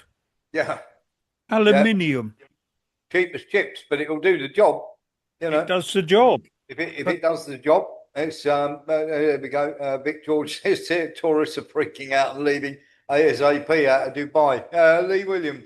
Any B-52s approached yet, or are they kind of thinking? We're going to get into that. Yes, exactly. We're going to get into that. Can I just ask you? I'm challenging you because I don't know the answer. You will say it's 100% sure.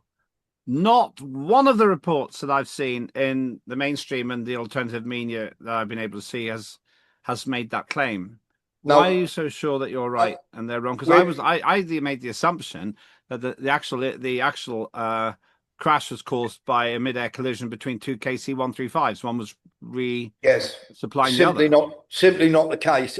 First of all, we were able to obtain a photograph of that, which we have put up. We had a couple of experts look at it. We've also got an intelligence source that turned around and said we can't turn around and say that, of course, the 2 KC-135s were not in mid-air collision whatsoever. The one literally fell out of the sky, and of course they turned around and said all members had been rescued. Then they said 4 had been rescued. 4 had died, and then finally it was all 6 that had died. But what we're hearing from people who are very, very close to the action there, that this was indeed one shot down. And in fact, there is a standing order gone out in the United States military that says that they must, if they are going to literally do that, where 2 of them get together, they have to be a long way from home. And this is one of the reasons why quite a few of them have located to elsewhere. And of course, the Abraham Lincoln and the Gerald Ford have now steamed out of rocket range.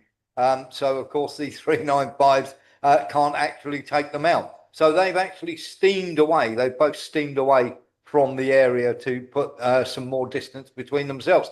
But we have 2 sources. One is an aircraft source who's seen many of these damaged planes. In fact, he's an investigator into this sort of thing. And he turned around and he said, there is no way that's collision damage. If the actual, trying to think of the vertical plane at the top is the thing that's been broken off, and they managed to make it. Yeah, that managed to make an emergency landing at Ben Gurion Airport. But he turned around and said there is no way on earth. He said if one had collided into the other, he said both would fall out of the sky. He said that the chances of that happening, he said, are 1 in a million of two planes colliding and one of them still being able to make it back. There are some cases of that, but they are very rare. It seems very to me, rare. based on what you're saying, I'm as you know, I've been keen aviator and You are, by aviation since I was 5. So I've got to have a pilot's license and everything else, fully qualified pilot. And it seemed to me improbable at the time, because essentially that would have required the other 707, that was a KC-135, same aircraft really, which is huge. Like it's bigger than an A320, bigger than the kind of thing you go to Torremolinos in. It would be being required for it to be 150 feet too far forward, like 50 to 80 meters too far forward, because it would have had to bash the back of its fin somehow into the 70s and the other KC-135. And I don't understand how that would have even caused the first one to crash, because in terms of momentum, the fin is more brittle than the tailplane, than the rear bit of the aircraft, known as a fuselage. That sort of sausage thing that you're in, that's pretty strong. The fin's not so strong. So if the fin's broken off, but they could land, you'd think it might have been a bit scrapey. It might have even had a depressurization, but you could probably land, because most of the important stuff isn't there, unless, of course, it messed up the tailplane. That's first thing. The other thing is, as you probably know, I'm not sure if you are aware of this. He said it was shrapnel, Lembic. He said it was shrapnel. Well, that's what I would have said. The other thing is more like if one of them has been struck, you've suddenly got bits of metal flying back, and one of the bits of metal could have just taken that off on the way back. Yeah, the vertical that would have been much more likely. Yeah, vertical stabilizer. And he turned around and he said, that is not consistent with a collision. He said, if you've got a collision, he turned around and he said, no, he said 99% of the time, he said, and I've done thousands of these, because he's the guy who keeps an eye in the sky for us, and he's actually a crash investigator. And he said, he looked at it straight away and went, that's nonsense. And then we got a confirmed report from our American source as well that confirmed exactly what he has said, that there was no mid-air collision at all. Okay. One other thing, incidentally, Iran, I don't know if you know this, you probably do. If not, this is big news. Five of these tankers have apparently been damaged in, is it the Prince Sultan Air Base in Saudi Arabia? Did you know that? 5 of them. Now that's tens of millions, hundreds of millions of pounds worth of damage potentially. It is. And they're trying to say that only a few of them have been damaged, but we know for a fact that at least 4 will need repair and the other 3 have suffered minor damage. So there was 7 in there in all. And as I say, they've not all been knocked out, but they will need repair. They're not going to be able to fly. So that would tell you something. It certainly would tell you something. It's interesting. Because that's serious damage. I always grieve. These aircraft are based on Boeing 707s. Boeing 707 really introduced the jet age for many people, and they're probably pretty old bodies. The aircraft. I'm sad about it. The way that when Russia bashed up the AN-225 Antonov, the biggest aircraft ever built, I just felt sad. That and Spruce Goose, which is Howard Hughes' thing. So I'm sad about it from just a nostalgic point of view, basically. Yeah. But can I ask you? Yeah. I need to ask you a question then. If go on. You have a neighbour, and of course your brother comes round and he says, I want to get all the ammo from the top of your loft and I want to load it here, then I'm going to march down the road and I'm going to shoot the neighbour through the head. And he then starts to load all sorts of weapons and grenades and everything else. Would you consider yourself an accessory after the fact? Yeah, but I might let him do it if I thought he was going to wipe me out. So why do you ask? So here's the reason why. So here are, and we said this, Fairford. They are loading B-1 and B-52 bombers. They've been doing this quite often. There are many of these have stopped over for refueling. We've had B-52s, B-1 bombers. These are all, by the way, at Lakenheath, pictures taken by a friend, of course, who is massively into his aviation. He keeps an eye on everything that goes in and out of Fairford and Lakenheath, as you can see there, B1s coming in, of course, and the call signs and absolutely everything. I mean, he mapped everything for us. He's absolutely fantastic. And he has turned around and said that we've been doing this literally for months and months and months. Here's the base location, Hill Air Force Base, Utah, Lightnings, primarily used on F-35s. These are all now coming. The 419 Air Force Reserve Fighter Wing have all come in and landed at Lakenheath. We are being constantly told that we're not part of this war. Let's have a little look at this. And of course, here's Fairford refueling bombers. They, of course, have to keep very close eyes on their transponders. But this, have a look at this.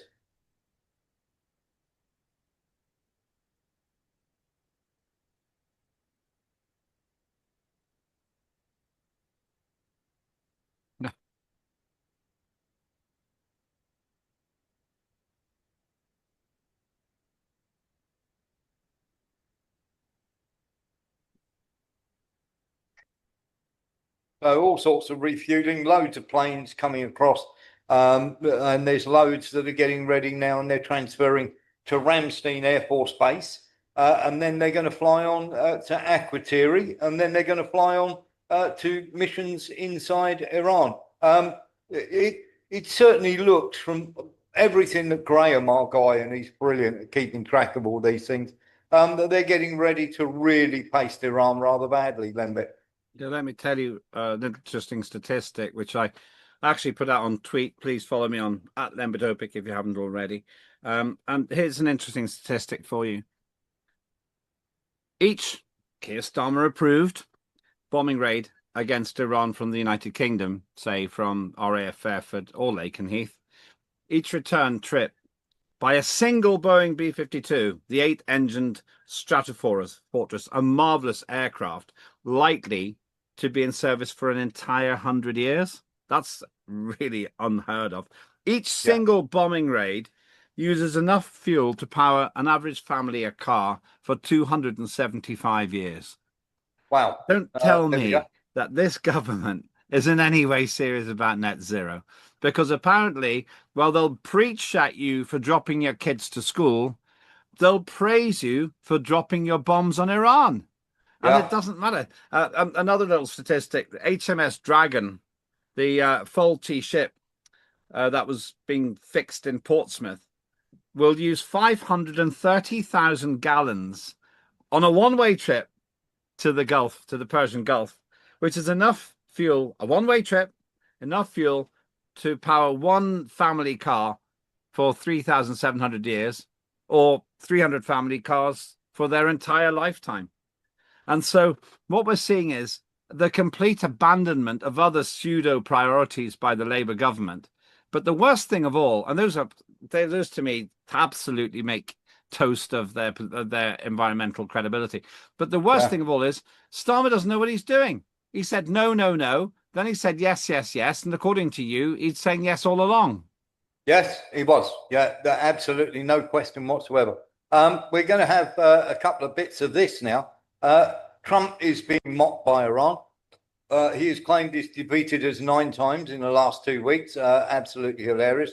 And then why is he trying to call us to make some sort of peace deal?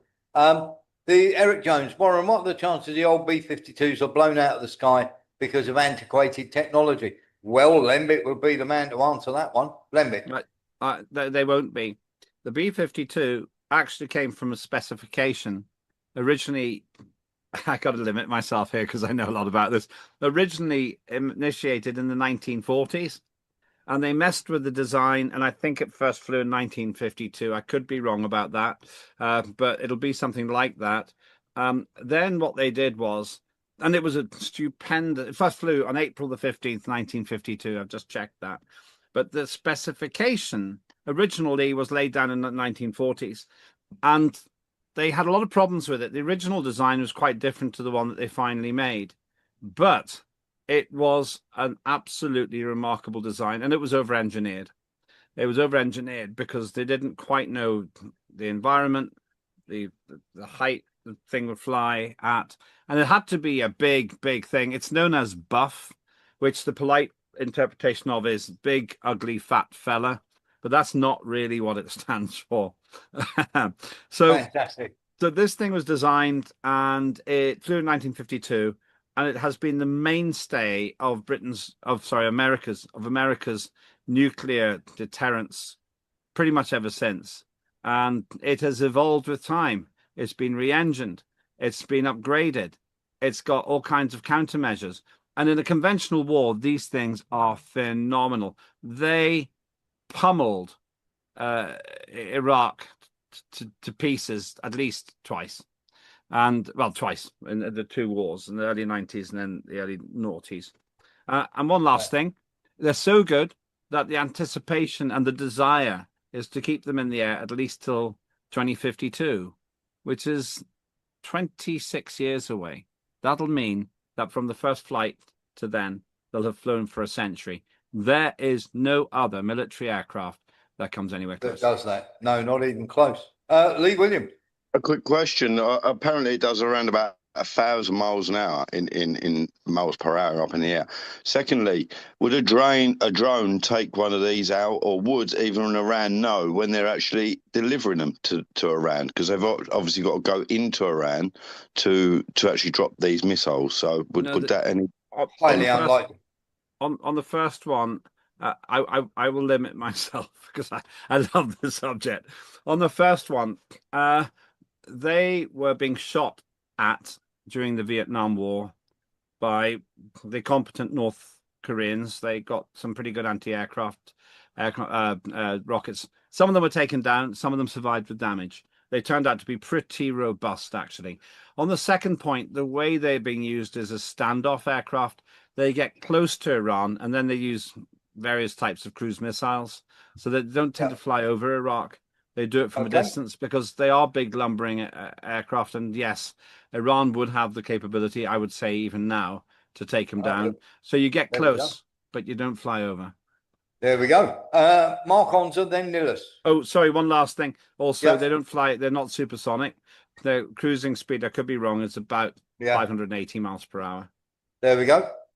Thank you very much for that, Lembic. Now we all know. Now we're all educated. Mark Onser. I'm probably boring people, but I just happen to like the subject. That's okay. Mark Onser. Yeah, Warren, I just wonder if we can encourage European leaders and what have you, if they can we make friends with Russia again? Because it's costing me a bloody fortune to fill my van up. £1.70 a litre. There are some people already saying that we should do that. There are loads of people like Kaya Kallis who's getting very upset, and we'll get onto her in a second, that say not. And of course, there are people trying to do secret deals with the Iranians, which are the French and of course Italy. But while Macron's turning around and saying no deals with Russia whatsoever, he's the fourth highest purchaser of liquid natural gas from Russia. So hopefully that answers that question. Yeah, it seems like there is. Go on. Sorry. Yeah, it seems like the Iranians are trying to target the refuelers, isn't it? And I think the B-52s have to be refueled in the air before they get to Iran, and also the aircraft from the aircraft carriers have to be refueled. And if they're refueled, they have to bring the aircraft carriers closer to Iran, which makes them more of a target. Isn't that naughty? Isn't it a shame? Let's have a little look at this. How long should Americans expect for gas prices to be high? Are we talking weeks? Are we talking months? Or just don't know at this point? Yeah, I think that this conflict will certainly come to the end in the next few weeks. Could be sooner than that, but the conflict will come to the end in the next few weeks, and we'll see a rebound in supplies and a pushing down of prices after that. But yes, we were very aware that we would have short-term disruption. We would cause a little bit of increased prices on Americans. Prices today are still far below what they were in the Biden administration, where they were begging, bartering, and bribing Iran to behave better. We had $5 gasoline in the middle of the Biden administration. We hope we don't get there this time. That is, of course, Chris Wright, the Energy Secretary. He's the same clown who said that the American ships were already taking tankers through the Straits of Hormuz when they weren't. Lembit, I don't think anybody can trust him, can they? Well, it's all propaganda, and you can't really take it seriously, because what have they got? They've essentially got themselves into a huge big mess, because they committed the fundamental mistake in warfare, not having a clear objective. Now, the argument that you're hearing is that's so that they could claim victory whenever they need to pull out. But they've got real problems. Somebody, I think, I'm not sure who was asking, somebody in the chat was saying, could MiG-25s take B-52s out? They could, yeah. They're very energy hungry, and they're not really using them now. But they've got even better aircraft, MiG-29s, Mirages, Sukhois. I don't know how many they've got left. But America tended to underestimate the opposition, and that's been the problem here. And even if they took all those planes out, you can't take surface-to-air missiles out. And the point is, it's not limited just to Tirana airspace. If you're right about what you've said about the KC-135 being shot down, yes, out of Iraq. Yep, we are 100% happy that one KC-135 and 3 F-15s so far have been shot down by Iran. And of course, they're all saying it's mid-air accident. 6 of these F-15s have not been taken down. That is complete nonsense. Let's have a little look at this. And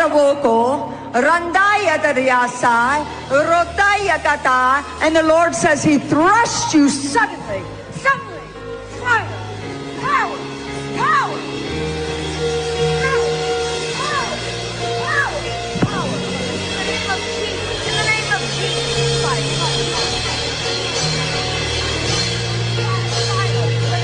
Let it be unlocked. Let it be unlocked. Let it be unlocked. Let the prophetic be unlocked. Let it be unlocked. Let it be unlocked. Let it be unlocked. That's Trump's spiritual advisor in the White House, up to her old tricks again. I honestly look at this woman and I just think, what is this person even doing anywhere near a seat of government? I've seen that done, in my view, plausibly at times. The difficulty is that Trump's entire agenda seems to be an act of faith. You don't run wars on a wing and a prayer. Yeah. And that's what literally is happening here. It is quite staggering. And of course, we've got some stuff on Israel that we're going to show you. But before we do that, we're going to show you a video of what I call the food slaughter centers. This is where people go there for food and then get shot at. We're going to show they finally closed them all down. American mercenaries and Israelis who were herding Gazans. Now, I don't want you to forget this, because we tend to forget what happened in Gaza. Have a look at this. This is a 3-minute video on what Israel were doing and what the American paramilitary companies that are now currently in the Zangezur corridor were doing to the people who were only coming to get food because they were starving.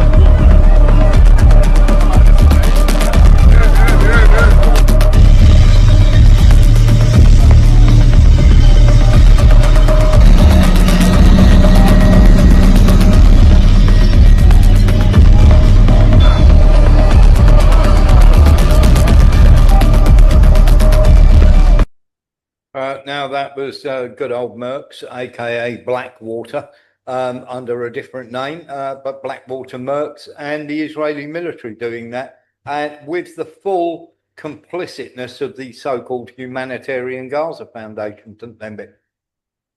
Yeah, it seems to me the evidence is overwhelming, admittedly circumstantial from where I'm sitting, but overwhelming that the slaughter continues. And a little bit like, I can't remember who said it, but I may have been Vic, I'm not sure who said it. It said a little bit like what's going on in Ukraine, where, to quote, I didn't see who said it, so apologies if I haven't attributed to you a minute or two ago, that Zelensky is having his backside kicked, and who cares? Well, in a way, the Gaza's horrendous situation continues, and people are too distracted by the Iranian thing to really notice. Yeah. I do want to play one other thing before Nillis comes in, because I believe this to be probably the most bizarre, cruelest, and possibly the most, how can I put this? These people don't belong on this planet. I'm sorry when you come out with this. Have a little look at this. Let me finish my point. Go ahead. Okay? 69,000 people slaughtered Then that's in Gaza. 0.97 people per building. I really don't want to yell, but you keep interrupting, and it makes it difficult for me to make my point when you're interrupting me. So please stop doing that. I don't want to yell. 10,000 people missing, trapped under the rubble, presumed dead for obvious reasons, okay? How are you going to sit here and talk about, like, but they dropped, That's one person per building. Reducing human beings to mere numbers, it reminds me of a very chilling Stalin quote. Yep, that's so true. And you just cannot reduce this to one death per building like it's nothing. Every single one of those deaths represented a mom, a father, a daughter, a brother, someone's loved one. You can't just say, oh, it's one, it's not a big deal. So there we are, Lembit. It's all right because it's only one per building. That's fine, isn't it? We raised 80,000 buildings, so we're allowed to kill one person per building. There are 25 million households in the United Kingdom, roughly. So if you got one per household, that'd be 25 million people, which would be over a third of the population. Yeah. In London alone, let's say there are hundreds of thousands of buildings, individual buildings. Okay, so it'd be okay if one per building was wiped out by something. I mean, this is the crazy thing. It's just crazy thing. It's just, I wanted to highlight that because of the way these people think. Just, this is some Zionist influencer from, bullshit TikToker, but gets paid $7,000, or rather doesn't get the money, but he's offered $7,000 to go online or to go on shows like this and regurgitate this utter garbage. Lembit. Well, what bothers me about it is, imagine if one Israeli per building was killed, how they'd react to that. Yeah, one per crazy, building. isn't it? Well, they don't indulge in joined up thinking. That's the problem. No, exactly that. Nillis. Yeah, I know the Israelis are hiring white supremacist American motorbike gang people. They've hired over 1,000 of them, and they're all taking pot shots at the Palestinians. There was this ex-Green Beret who was a turned whistleblower. His name was Anthony Anguilla, and he said that he saw terrible things, including the targeting. Yeah, we played his video on here. Yeah, that's right. That's for the targeting of children who are trying to get some food as well. And them laughing about it, these white supremacist Americans laughing who've been employed, they were having their time of their life and laughing about it. Yeah. There may be some hope. Let's have a look at this. Youth, a striking 54% today believe that Israel shouldn't exist. We have seen the most deranged behavior from Israelis. And I'm not just even talking soldiers. We've seen deranged behavior from soldiers, but we've seen deranged mothers on TikTok dressing up their children, with black eyes and missing teeth, or making fun of parents losing babies. We've seen soldiers urinating on Palestinian captives, children attacked by dogs, sexual assault, rape. At a certain point, for those of us who are looking at Israeli society, this is looking psychotic. Are Israelis aware that public perception today of Israel is of a deeply depraved society? I mean, you can put all the Hasbro spin that you want on this. There is no putting lipstick on a pig. There we go. Lembit, thoughts? It seems as though the youth are starting to wake up a bit to what they're doing. I still believe that the majority of Israelis are decent people, in the same way that I think the majority of Brits are decent people. But if you were to look at our government, you would think Britain is heading towards being a broken state. That complete idiot, the Deputy Prime Minister, David Lammy, said that NATO included Cyprus, that Cyprus was in NATO. He was the Foreign Secretary. He thought NATO included Cyprus. Yeah. It's just wrong. Just in case you don't know, Cyprus has never been in NATO. And so if you judge Britain by its government, we would have very low marks. And I wonder if Israel had a different administration, it would be a different country. But I understand the point she's making, because just decent people who aren't interested in politics see what's happening in Gaza and just feel it's wrong, because most people are decent. Most humans are decent. And they say this, they see this and they say, what is happening here? What's going on? Yeah, true. Just to let you know, by the way, that these influencers that you're seeing everywhere, like this one, Mashish Alinejad, she gets 894,000 from the US Agency for Global Media, the State Department and National Endowment for Democracy, for spreading all sorts of nonsense on Facebook and everything else, making sure that she has all these people. So this is how they do it. Of course, as you can see, the face of stealthy freedom, Instagram, she's got 8 million followers. And of course, they bump up the numbers to make sure that, of course, you are doing this. And there are many, many other influencers that are paid by the National Endowment for Democracy, USAID, as you can see, these people here, of course. And this was an investigation done by Rybar, who were looking into how much all these social media influencers get paid.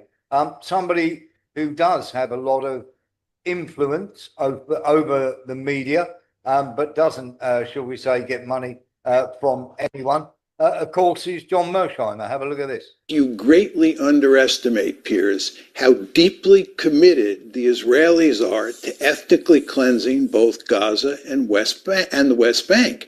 The Israelis now have a situation where there are roughly as many Palestinians as there are Israeli Jews inside of Greater Israel. And this is an unacceptable situation for most Israelis. And they're completely committed to ethnically cleansing Gaza and then the West Bank. I think the evidence is overwhelming on this. Now, you say President Trump sees this as a great opportunity to prove that he's a statesman and he can bring peace to the Middle East. I think in principle that he'd love to do that. But I've written a book with Steve Walt on the Israel lobby, and there's absolutely no question in my mind that if President Trump gets rough with Prime Minister Netanyahu, Netanyahu will turn to the lobby, and the lobby will force Trump to back off. There's no way Trump is going to get tough with Netanyahu if he violates the ceasefire. Remember, he did that on March 18th. I think you... There we go. John Mersheimer talking a lot of sense there, Lambert. Well, it seems like it. Trump's in trouble because he's broken his promise to not involve American foreign wars.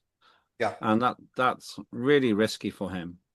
Unless this goes brilliantly, which requires a real dogleg turn in fortunes, his own core base seems to be becoming unhappy with this gambit, especially if you're losing servicemen and America gets bogged down. Somebody mentioned Bay of Pigs earlier on. There's a real risk. Bay of Pigs, for those who don't remember, was an absolutely disastrous attempt by John F. Kennedy to create a counter-revolution in Cuba, and it totally failed. Totally, absolute, disastrously failed. And a lot of Cuban resistance died as a result of America's disastrous intervention there. and naive attempt under Kennedy to think they could just turn over Cuba. Cuba's far more resilient. Now that could happen here again. And I think that Trump's real problem is he hasn't really got a very obvious exit strategy. The best he can hope for is saying, right, we've won, we're stopping. Then he'll walk out of the Middle East. But then the Middle East will turn to Iran and say, sorry about that. Can we just talk a bit? And then when America says, hey, we're going to try again, they say, we're not doing it on our territory. We sorted things out. Thanks very much. And of course, China will be saying that, let us help you rebuild the mess. China's smart at that. And they'll find the money. And then Russia will say to Iran, let's help you here. Let's help you make sure that you're a bit more robust for the next time. And this is the problem. Iran is saying we don't want to negotiate because it's pointless, because he attacked us when we weren't negotiating. Yeah, I think you're absolutely right. We've got a few more stories before we go. Kaya has been at it again. She's very, very upset because she thinks that Ukraine are going to be forgotten in this war. And of course, therefore, the Russians are going to get deals done under the table with people for Russian oil. And that shouldn't be the case. We should stop fighting in Iran and all concentrate on Ukraine, Lembit. Yeah, I saw her moaning about this. And once again, it's because she's not a professional politician, because she's an amateur. She looks really out of her depth. There's no gravitas in how she complained. And her one-trick pony obsession with Ukraine on the ludicrous concept, and I will be the first to admit if I'm wrong, if I'm shown wrong, but I won't be. Ludicrous concept that somehow Estonia and Latvia, Lithuania will be next, and then it'll be Poland, and then it'll be France, and then it'll come to Britain. It's just the problem is she's stuck on this script, and even though it's nonsense, and she can't get herself off that hamster wheel of nonsense. And people have forgotten Ukraine because it's not sexy, really. I don't think citizens are smart enough to realise this. No, I don't think so either. Let's have a little look at this because these people like Barrick Ravid and people like that have put scoop. Trump rejected Putin's offer to take the uranium to Russia. Now, these people are saying this is a scoop. We were turning around and saying that Russians had offered to do this in Alaska, Lembit, months ago. It's amazing that they're just suddenly catching up on this. Well, it's because I think that the old elites are losing control. The Epstein thing is an absolute horror story for these people. Oh, isn't it? They've been, well, after we were off air, I'm interested to know what you know, but let's not do it on this show at the moment. But really, we'll do it when we go off. Yeah, but really, what I'm seeing and what I'm observing here is the deflation of those old elites. It's a little bit like a hot air balloon. I used to live in Bristol, and I used to have great hot air balloon shows, and I think it was Long Ashton Park. I can't remember what it's called now. And when they turned the burner off after a hot air balloon landed, it took some time for it to deflate, and that's what I think we're seeing. Yeah, the burners aren't strong enough to keep the thing going, and so they're just beginning to go. It's not going to keep it alive. You're absolutely right. And they can't. And so you got people like Alice wailing and moaning, but Ukraine has been lost since the start. Yeah, Iran only has to survive to win, and America has cost itself billions already in a short, sharp shock, which electrocuted Washington. Absolutely. Let's have a look at this then. This is a meeting of clowns. Northeast.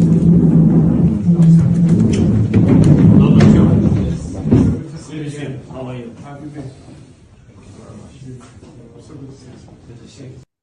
There we have Pahlavi, who's desperate to be the new leader of Iran, and Zelensky, who's desperate to stay the leader of Ukraine, meeting each other. What on earth for? When was this? This was the other day. They were going to have a meeting. I would imagine, and of course, he's trying to say that they're going to send some of these people to some of the Ukrainian drone operators to Iran. Well, they sent a plane load and they got blown up on the first day. Well, this is completely incomprehensible. How can Zelensky be on Iran's side while still expecting a handout from the West? That's not Iran. I literally sorry. don't understand what I've just seen. Yeah, no, he's on Pahlavi's side who wants to overthrow Iran. So, I see. Yeah. Of course, I recognize what you mean now. Sorry, I'd actually dismissed this ludicrous story when I first saw it. Sorry, I missed the part of that. Yeah. This idea that you've got this kind of like South Korean leader. Sorry, not South Korean, South Vietnamese leader who will then take the West bidding. I understand what you mean. It just is a non-starter. They seem to have forgotten the point I made a couple of hours ago on the show, that the popular uprising that installed Ayatollah Khomeini was precisely because the Shah of Iran was not acceptable to the people of Iran. They had enough. They had exactly enough. That. I think the only thing. Yeah, I think the only thing we have to worry about there is probably Zelensky is probably, I would imagine, is probably jealous of the guy's nose. I mean, how much powder could you get up there? I'm not sure you should say that. Maybe, nothing has been proved. But it's true. What was nothing has been proved. Allegedly. There we go. Have a look at this.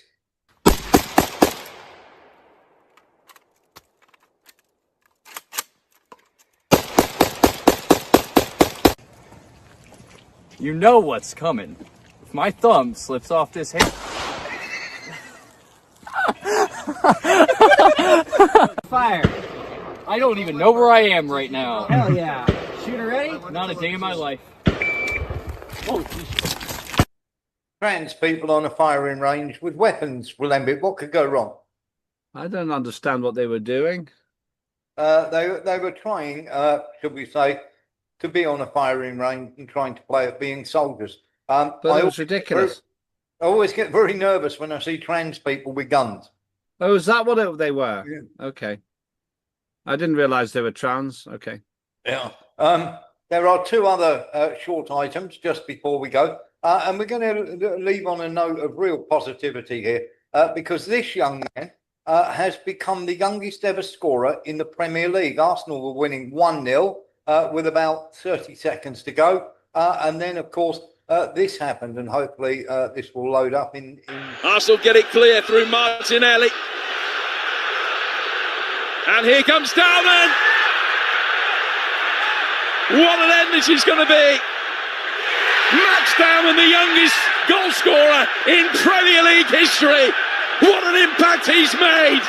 There we are, the young Arsenal winner, Max Dalman, at the age of 16 years and 73 days, has actually become the youngest ever scorer in Premier League history. And one other thing, of course, you will have heard, Lembit, about Kirsty Noem being fired, not only for her illegal activities in terms of $200,000. She was fired, of course, by should we say, Donald Trump and his admin team. And of course, there are all sorts of rumors going on about an affair with one of her underlings. And of course, her husband was right there when she was asked questions in the Congress, which she then refused to answer when she asked if she was having an affair, which made her husband, if he's not nervous, then it did make her family nervous. And they're starting to come out and have a go over Kirsty Noem. And of course, the husband came home early the other day, Lembit, and a few guys had just popped round to pick up the lawnmower. There we go. So, of course, it is one of those things. This woman is going to be out of a job and out of marriage very soon. Isn't it amazing that the border Barbie, who seemed to have the world at her feet, suddenly her whole world is collapsing around her? I've never met her, and I can categorically state I have never had sexual relations with that woman. You've got a point to be certain you're going to be thrown down. Lembit, where can people find you? There at Lembit Opik. Please do follow up on that, just to take a moment to follow me, and please go to @unprecedentedtv on YouTube. Take you 30 seconds to register. It's free. @Lembedopic for me, and @unprecedentedtv on the YouTube. And tomorrow morning, 0900 Greenwich Mean Time, you will see Warren Thornton and I talking about the challenges facing particularly the American Air Force, and probably a slightly wider ranging conversation about the bogged down nature of the American initiative. Yeah, absolutely. But for the time being, we've run out of time. So it's good night from me. And it's good night from him.